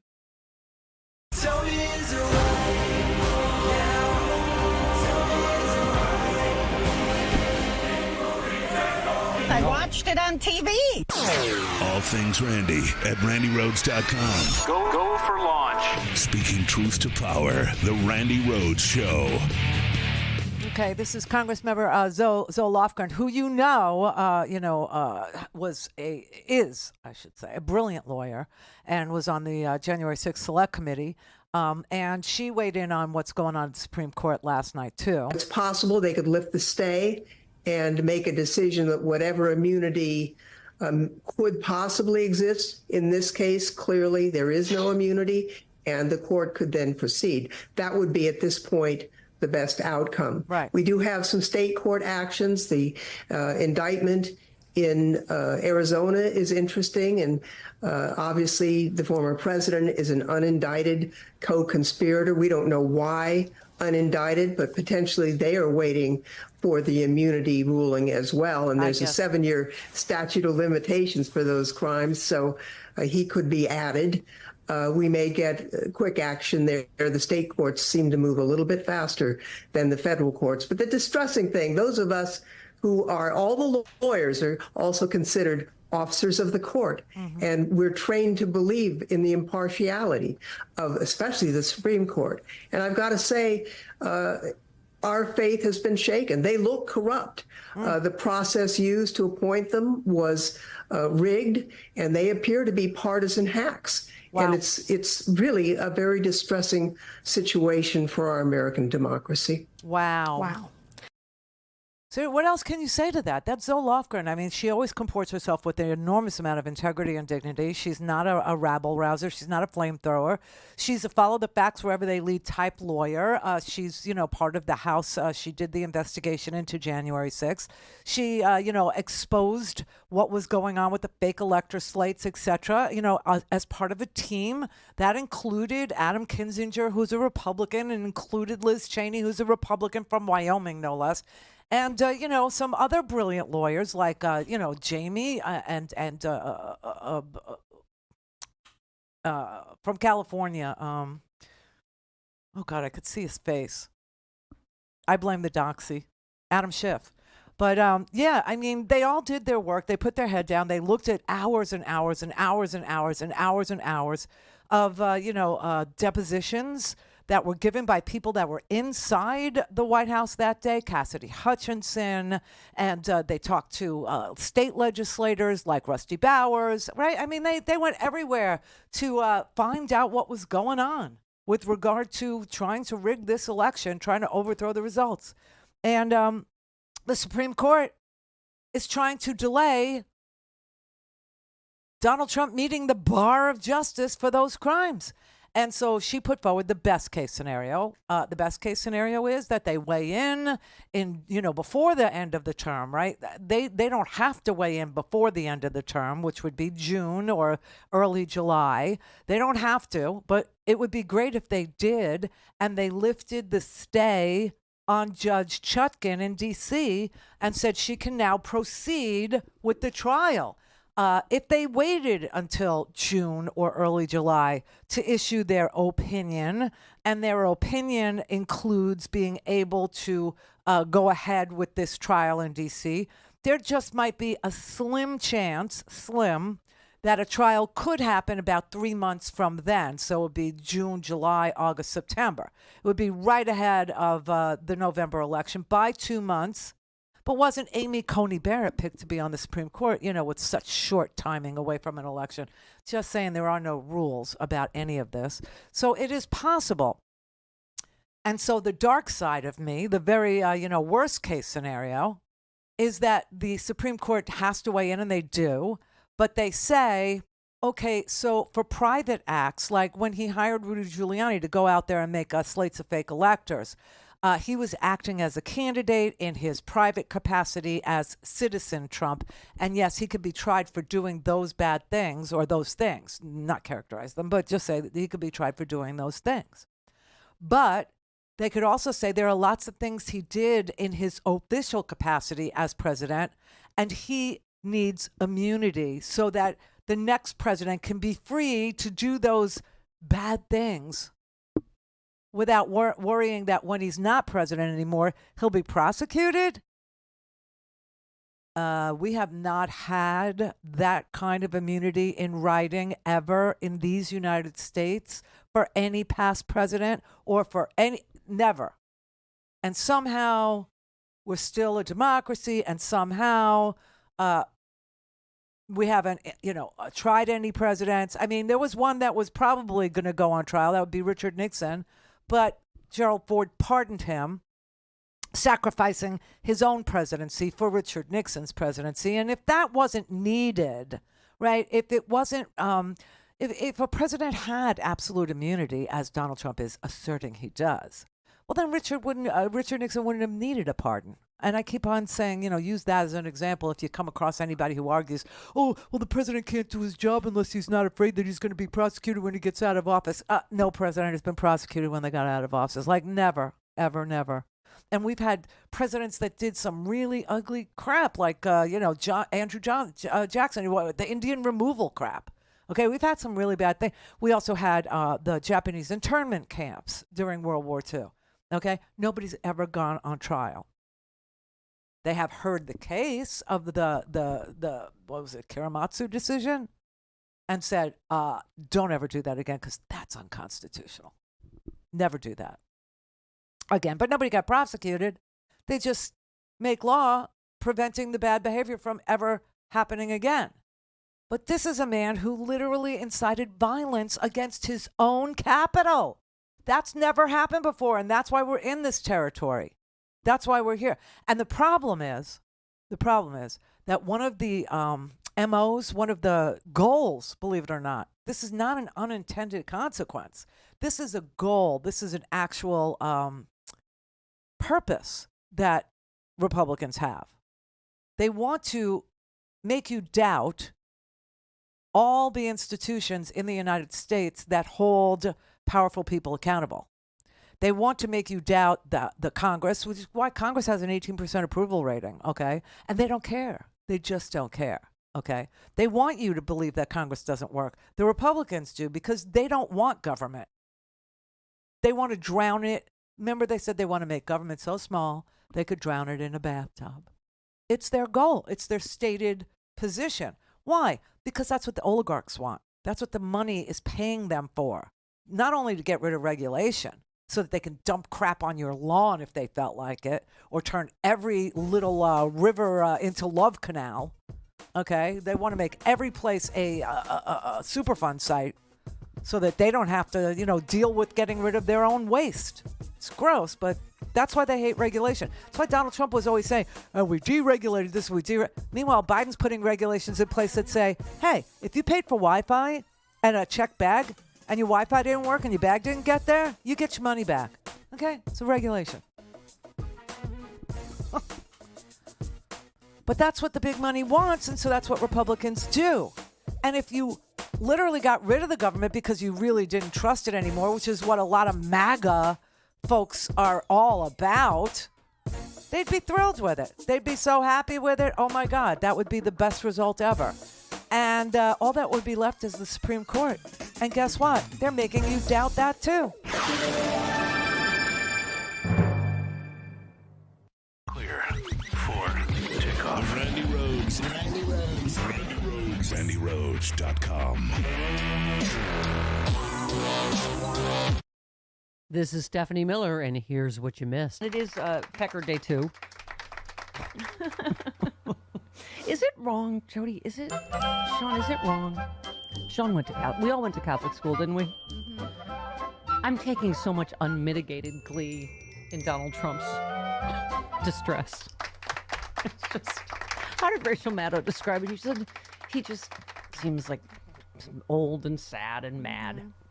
And they were laughing at MSNBC when they kept bringing up Pecker. Yes. They started laughing like little girls. You know what? Just when I thought we could have nice things, that Chiron on Nicole Wallace, a Trump afraid of Pecker leaking, it's not real? No, I looked at it, I'm like, that doesn't look real to me. Yeah. Someone said it's hilarious, even if it's not real. True. He is afraid of Pecker leaking. I don't know, but it's not like it's incorrect. And I feel like Nicole Wallace would engage in that kind of scampery. So I was actually, she does have a potty mouth. It's not real. Are you okay, Sean? Uh-oh. Sean's, when he's touching knobs and looking things up online, it means something's gone awry already. He's trying to fix things. I know he is. He's magic. He already fixed our Zoom thing, we think. So. Yeah, we think so. So, yeah, where do we start? It really, I don't know if I'm, so Rachel Maddow's he's seen him in person, many times. And she said he looked thinner, just considerably older and angry. Mm-hmm. And I just I can't, oh my God, the whining on Fox News. You can't make a 77-year-old man sit in a cold. Jesse Waters actually said he needs to get out and exercise. Really? When has he ever done that? Ever? He needs fresh air. He's like a Labrador puppy? Oh, he needs exercise and air and sunlight. You can't make him sit. Well, then don't do the crime. Hear all this and more on the next Stephanie Miller Show. We're not blind. It's time we talk about this. Trump is not well.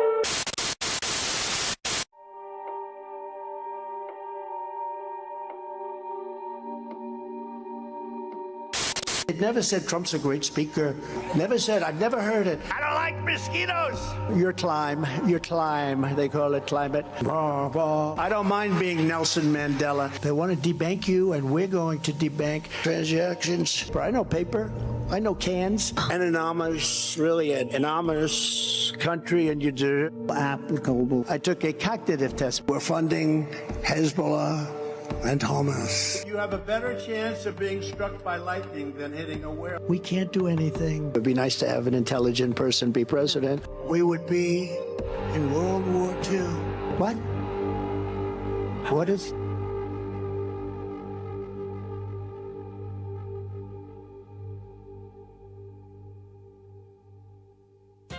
Years ago, Coca-Cola excitedly debuted a new formula for its soda, dubbing it New Coke. Consumers hated it, and sales plummeted, a marketing fiasco. But here comes Coke again, pushing an even worse product, quote, a better plastic bottle, trumpeting it as 100% recycled. Coke really needs an environmental PR goose-up because today's consumers know and care a lot about the massive plastic contamination of our planet, and Coke has been ranked as the globe's #1 plastic polluter for 6 years in a row. Problem is, the corporation's recycling hype is a fraud, for plastic is a fossil fuel polymer that essentially is forever. Even though most of us dutifully put throwaway containers in recycling bins. Don't give up. Don't give up. What's true? Call in, connect. Yes. To speak to Randi, Okay. call 561-270-3844. 561-270-3844. Yes, that would be the Randi Rhodes Show phone number. I'm going to give you a different phone number to call right now. A different one. You will not be calling the Randi Rhodes Show. You will be calling Free Speech TV in beautiful Denver, Colorado. And you will be pledging $5 on $5 Friday so that Free Speech TV can count on you at $5 every single month. Yes, it's $5 Friday. The Fridays that you make recurring donations to Free Speech TV. Now, $5 is really, something I think everybody can spare. You spend that on a cup of coffee, okay? And if you actually combined all of our listeners, all of our viewers, and everybody gave $5, we probably could stop having pledge drives. But, only 1% of everybody ever calls or gives. And that's why we have to do them every quarter and, just randomly on a Friday here and there, sprinkle them in. So today is one of those random sprinkled in Fridays. And the reason why you want to do this is because you know now that Free Speech TV has very smart conversations across the spectrum of opinions, okay? And it allows for you to sort through those opinions. It allows for you to look at whatever facts are being put forward and for you to decide what the best conclusion is for you, for your family, for your household. This thing with, the Middle East. There are a plethora of different opinions about it. And they're all on this here channel. And it's a good thing. So please become a sustaining member today by visiting freespeech.org/donate, freespeech.org/donate, or text 44321, text FSTV to 44321, like a countdown, or go ahead and dial the people in Denver, Colorado, 877-378-8669, and they will be very happy to take your recurring $5 donation. Now, if you already do $5, if you could increase by $5, wonderful, beautiful. We would be so thrilled with you. So thank you very much. This last I will say about it. Now we can enjoy the show. Okay. Susan in Oregon. Hi, Randi. Hi, Susan. I love you. I love your show. Thank you. I just wanted to make a couple comments on the Supreme Court this week. Thank you for talking about it. First off, just a real quick one, because I think we've covered pretty much that this is just ludicrous that this president would get immunity for everything he does while he's president. So I think if the Supreme Court's leaning that way, that Joe Biden should just come out and say, I'm president and I can do whatever I want to, so I'm going to throw Trump in prison. Or better yet, banish him to some frickin' island. Yeah, right. Uh-huh. I mean, I'm the president. I can do it, right? I can do whatever I want. That's right. But I also wanted to comment on the case earlier this week that's just got me really disturbed about the emergency abortion issues in Idaho. Oh, my God. I mean, I was listening to the arguments and everything, and oh, my God. I've called you once before. My grandmother died of an illegal abortion 90 years ago. Oh, my God. And left behind 6 children with an alcoholic, my grandfather. And they were all raised like cousins, Yeah. Split up. Yeah, I know. But I mean, the horror it is, of that. Yeah. And I'm thinking, this is like living in my grandmother's era. Yes. I mean, thank God I'm 66 years old and not childbearing age anymore. Me too. I think about that all the time. However, I have to say, Jessica wants to have a baby very badly. She put her career first, and now she's ready. And, if she's pregnant, I told her you cannot do it here in Florida because she asked me, would I help? And I said, of course I'll help. Of course I will. But you can't be pregnant here. She lives in California. I'm like, stay there and be pregnant. Well, I don't want to be pregnant alone. I'm like, but you can't be pregnant here. She goes, why? I'm not going to have an abortion. I want to have a baby. I go, don't you understand that you can't get care here? God forbid something goes south. Something happens. 6 weeks, you can't get tended to. You can't be pregnant here.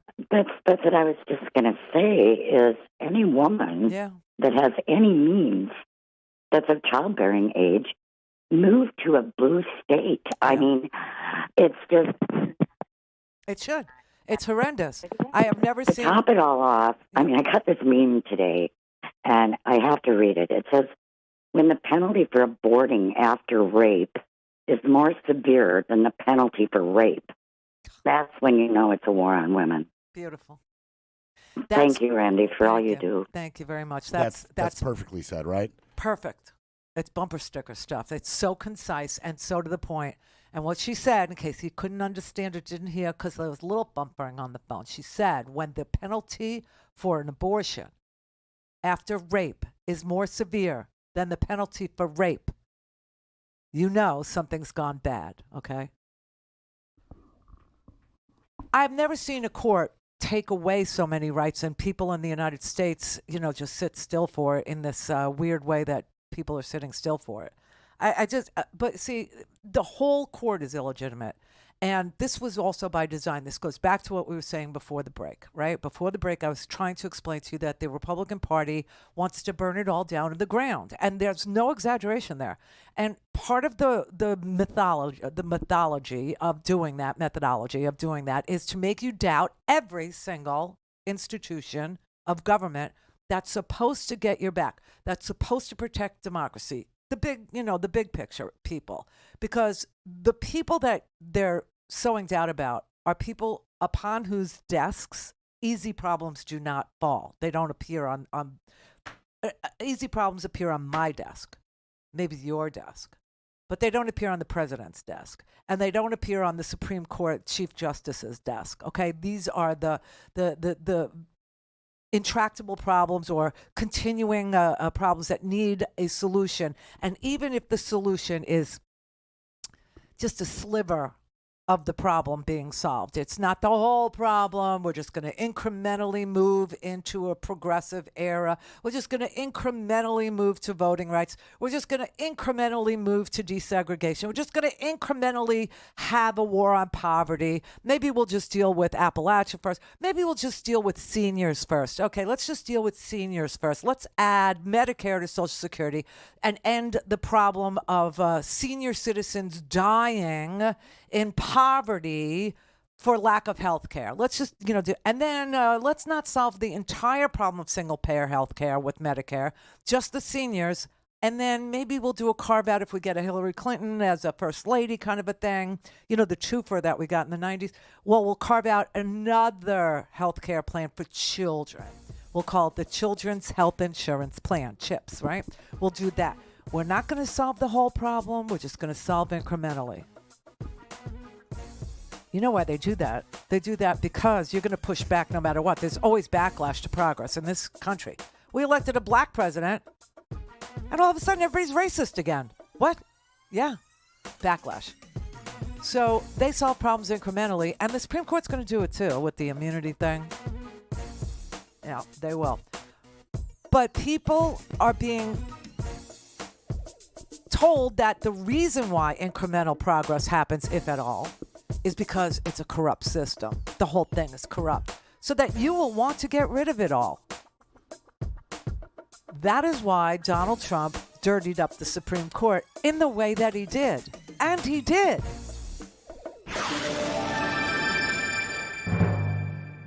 Clear for takeoff. Randi Rhodes. Randi Rhodes. Randi Rhodes. RandiRhodes.com.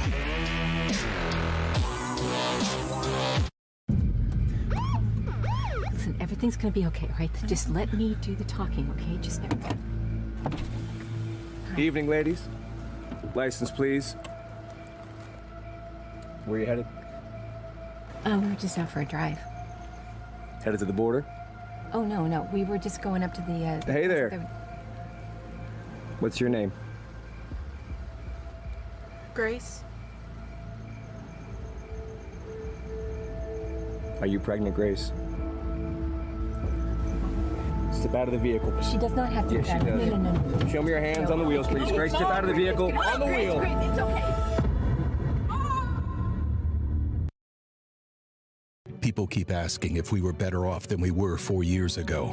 Of course we are. A booming economy, more jobs, higher pay for the middle class, respected in the world again. Stability, sanity, kindness, respect. And most of all, decency in the Oval Office again. America is working and working together.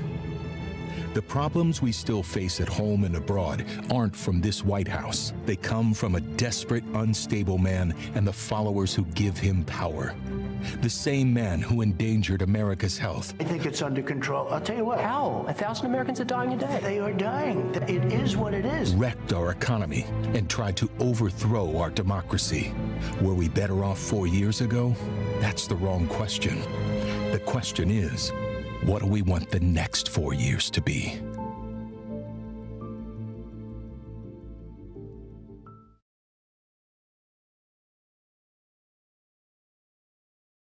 I got rid of Roe v. Wade. Well, should the woman be punished for having an abortion? There has to be some form of punishment. We will root out the radical left thugs that live like vermin. You would never abuse power as retribution against anybody. Trump wrote on social media, if you go after me, I'm coming after you. He says, you're not going to be a dictator, are you? I said, no, other than day one.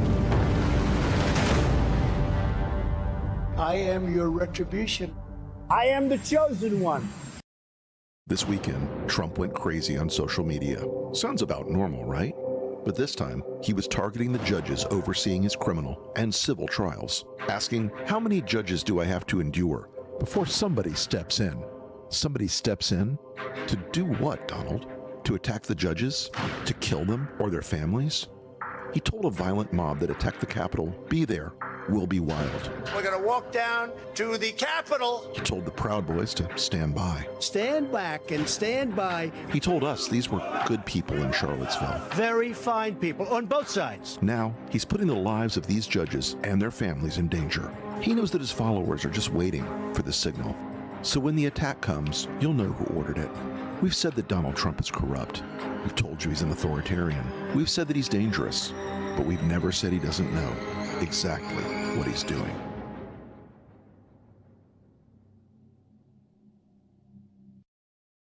Why can't you get over 75%, Donald? Joe Biden does. Both Biden and Trump won, but President Biden is winning by significantly more. Why do you have so much trouble getting it up?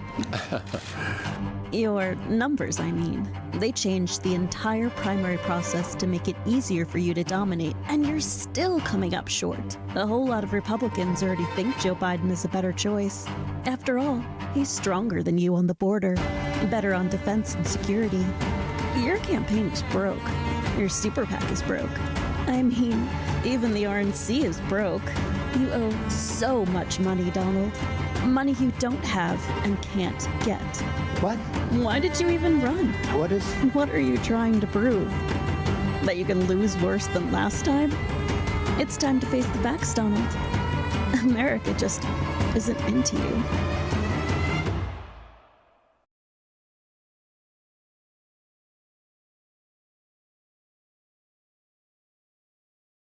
Whether you're listening to Leslie Marshall each Tuesday through Friday or Brad Bannon each Monday, you can hear them from 6 to 7 p.m. Eastern on the Progressive Voices Network.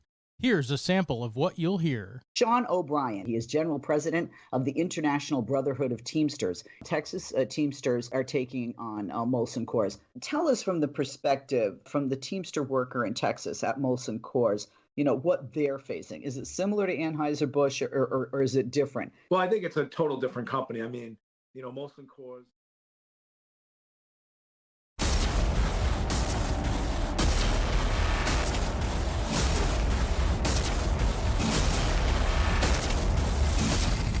Fatality. This is the Randi Rhodes Show. To speak with Randi, dial 561-270-3844. That's 561-270-3844. One of the reasons why people don't have a lot of faith in this court is because this is the first Supreme Court since we have had the second Reconstruction in this country, meaning the Civil Rights Movement of the 1950s and 60s, that started actually making sure the Constitution applied. It is the first court that has actually taken away from the American people fundamental rights, the fundamental right to abortion, for example. I mean, there are all kinds. Voting rights, it has greatly eroded, but it's also how it was constituted, right? You had an Alina Habba that said, this is going to go well for Trump because he appointed the justices. That's something you wouldn't normally hear a lawyer say out loud, for very good reason, because it's not supposed to be true, nor is it considered very politic to say it. But in this case, I think the American public's also looking at these justices. You make the point about Clarence Thomas and the fact that he should be recused. He shouldn't even be sitting up there because of Ginny Thomas's activities. But we also have, and his own, but we also have the fact that Neil Gorsuch would not be on that court if it weren't that Mitch McConnell made up a rule that didn't exist that said Barack Obama didn't get a hearing on his nominee for a vacancy a year before an election. Amy Coney Barrett, therefore, should not be on that court because if that rule that didn't exist had existed, she would have been just a few months outside of that reelection. So all I'm saying is everybody's looking at this saying, the court itself is rigged. You know, if you think about the democratic processes by which we have usually had bipartisan agreement about how the Supreme Court's even constituted and what it actually does. So when you get to this point, what do you expect? What do you expect? Really, that's the whole thing, though. The thing is, as smart as Maya Wiley is, and as smart as Andrew Weissman is, and as smart as Zoe Lofgren is, and as smart as, Ellie Mistel is, they all get what's going on. They see what's going on. They understand rules were made up to pack that court full of, sycophants that, worshipped at Donald Trump's knee to the point where they would lie. They would lie their way onto the Supreme Court, right? They would say, Roe is precedent on precedent. Roe is precedent and then backed up by Casey. And so it's precedent on precedent. And they were lying. They were lying. They were licking their chops. They couldn't wait to take away a right to privacy that women enjoyed in this country for 50 years to the benefit of their health and well-being and their ability to have healthy children when they wanted to. Now you have women being aeromedically backed out of Idaho because doctors are so afraid of going to jail if they tend to a woman who is septic because her water broke too early and the pregnancy is no longer viable, or a woman who's facing organ failure because the pregnancy's gone sideways. They can't even tend to her. They have to put her on a helicopter and send her to another state now. That used to happen once a year in Idaho, and now it's happening regularly. There have been 6 women in 2 months that had to get on a helicopter and be aeromedical evacuated out of Idaho. Out of Idaho. Think about that. It's an American state. I mean, that's crazy to say that, but it is true. And the idea that Clarence Thomas is not recused from this particular matter when, in his bed as an insurrectionist. Maybe there's 2 insurrectionists in that bed. We don't know. But I could tell you that he is so tainted, he is a Superfund toxic cleanup site. Okay? He has photographs of him with big donors paying his way.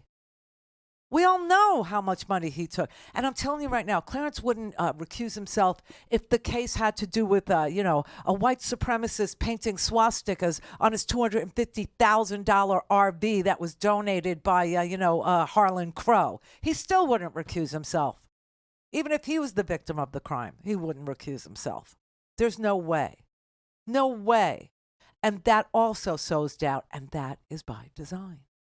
It's all to make us say, can't trust anybody, might as well just abolish everything. What we need now is a strong man, just one single man in whom we can put all of our faith and trust that he will get it right. That's sick and twisted. When did you ever see a country that didn't have checks and balances, or didn't have elections, or didn't have, Congress or a parliament debating the hard issues of the day succeed? When did you ever see a place with no government succeed? Oh, Somalia. Let's look over there. You know what I'm saying? When did you ever see a strong man bring peace and tranquility? When has that ever happened? Never is the correct answer. Because that strong man is just going to be concerned with staying that way. You think Putin has a successful country there? Do you know how poor Russians are? Do you have any idea? And that their children are conscripted into his wars of choice, and that they are thrown into harm's way as cannon fodder. Because the way Putin fights is through attrition. The way Putin fights is to the last dead boy. That's what, until the mothers, rise up and say, they're coming for you. And then he'll pull back. But he'll stay in Afghanistan for 9 freaking years. Where do you get that kind of manpower to serve in, to put in front of bullets and bombs? Well, you go and you recruit from the poorest people in Russia. That's what he does. And he fights to attrition. What do you think Iran is doing? What do you think Iran is doing? They'll fight to the last proxy's dead. They'll fight to the last Hezbollah guy's dead, to the last Hamas fighter's dead, to the last Houthis dead. But you see what happens when, all of a sudden, it's them, Iran, having to take on somebody. They don't want no war. Oh, no. They're like, listen, we're going to launch some stuff to keep the street quiet because, our people are, really peeved and really pissed that you killed some of our generals. They're not happy with, what you did in Syria to our embassy, and we're going to have to do a little something. But it will all be just fireworks, okay? Because we know you got the Iron Dome, and we're just going to launch everything where you can intercept, and America will be up there and intercept. No one will get hurt. And the only person in all that fireworks that got hurt was one little Bedouin girl in Israel. Unfortunately, a little Arab child. And Iran, actually is responsible for her death. And then Israel was like, well, now we have to retaliate. All right. What are you going to do? Well, not much, okay? We're going to take the win. It'll be fine. That's what happens when you have to actually have skin in the game and you're a strong man. You're Iran or you're Putin. As long as you can, take other people's children and throw them at the war, you'll do it. You'll do it. That's why I keep on telling you there's no one to root for in this Middle East thing. What you really want to see is diplomacy, period, end of story. It's the only way. It's the only way. Zach in Tennessee. Hey, Randy. How you doing? All Friday? right. Thank you. Yes, I know. Yeah, it's been a rough time. Thanks for taking my call. I just wanted to kind of piggyback on what you were saying about some of the protesters. I've been discouraged by some of the discourse that I hear from some of our friends on the maybe further left, nominally, far left. People like a guy that I listen to, and I know you know, like Sam Cedar, voices from his show. Every other word, he has some younger hosts, and every other word that they drop is either Zionist, colonial settlers, and a lot of the animus is directed at Biden. I hear. Biden just sent $9 billion worth of humanitarian aid into Gaza, okay? Yeah. And they don't care. Well, they don't care, but everything is insufficient. I know, it irritates me. I know, you're right. I know. But, listen, the idea that, Donald Trump wouldn't nuke Gaza, I mean, that's insane. Of course he would. Sure. Of course he would. But it's not the answer to any of these problems. It's just not, so... Well, I'll tell you this right now. Protesters and police at the Democratic National Convention in Chicago. Oh my God. Right.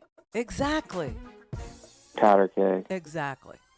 So Stay away. This has got to stop. It has to stop. People have got to say the best thing to do is to vote. Biden has told Israel that the aid is dependent on their behavior. It's not our war, it's theirs. I don't know what else you want. I don't know what else can be done. Netanyahu is Donald Trump. He is the Trump of the Middle East. He is. Smarten up, everybody. Take the weekend. Think about it. Think about it. Because it's not going to end for us. Clear for takeoff. Randi Rhodes. Randi Rhodes. Randi Rhodes. RandiRhodes.com. 911, what's your emergency? America's healthcare system is broken, and people are dying. Welcome to Code WACK, where we shine a light on America's callous healthcare system, how it hurts us, and what we can do about it. I'm your host, Brenda Gazzar.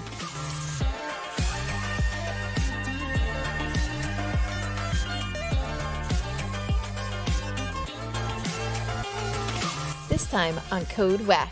How would single-payer Medicare for All make it easier to find and see a primary care doctor? And how much money could individuals and families save under a state or national single-payer system? To find out, we spoke to Dr. James G. Kahn, a retired UC San Francisco health economist. In the current system, families can be spending a lot of money on premiums and out-of-pocket costs. Under single payer, all of that goes away. They're not paying for premiums anymore. There's no deductibles, minimal cost sharing, but we need to collect money through various kinds of taxes to build the single-payer budget, which is on the government side. And so there's a trade-off. And the question is, how does that trade-off work for most families? It's easy to say, oh, if you have a family with no insurance or inadequate insurance and a couple of sick people, maybe someone has diabetes or something, then, that person's going to do better with single-payer because of their high costs. But we said, no. We want to do better than that. We want to find out from households directly how they would do. But on the whole, the vast majority of people save money, and the savings are pretty substantial. Get the full Code WACK story on ProgressiveVoices.com and on the PV app.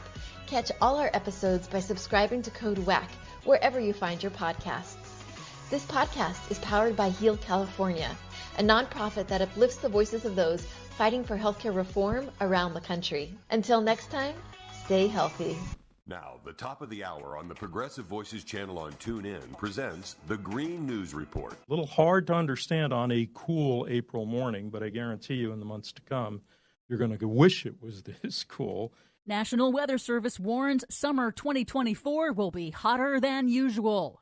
Power outages have surged in the U.S. along with extreme weather. Plus, the state's energy grid has been fueled 100% or more by clean, renewable energy. California hits renewable energy milestone. All of those milestones, good and otherwise, straight ahead. From BradBlog.com, I'm Brad Friedman. And I'm Desi Doyen. Stand by for 6 minutes of independent green news, politics, analysis, and snarky comment. Folks, when I think climate, I think jobs. I think union jobs. Good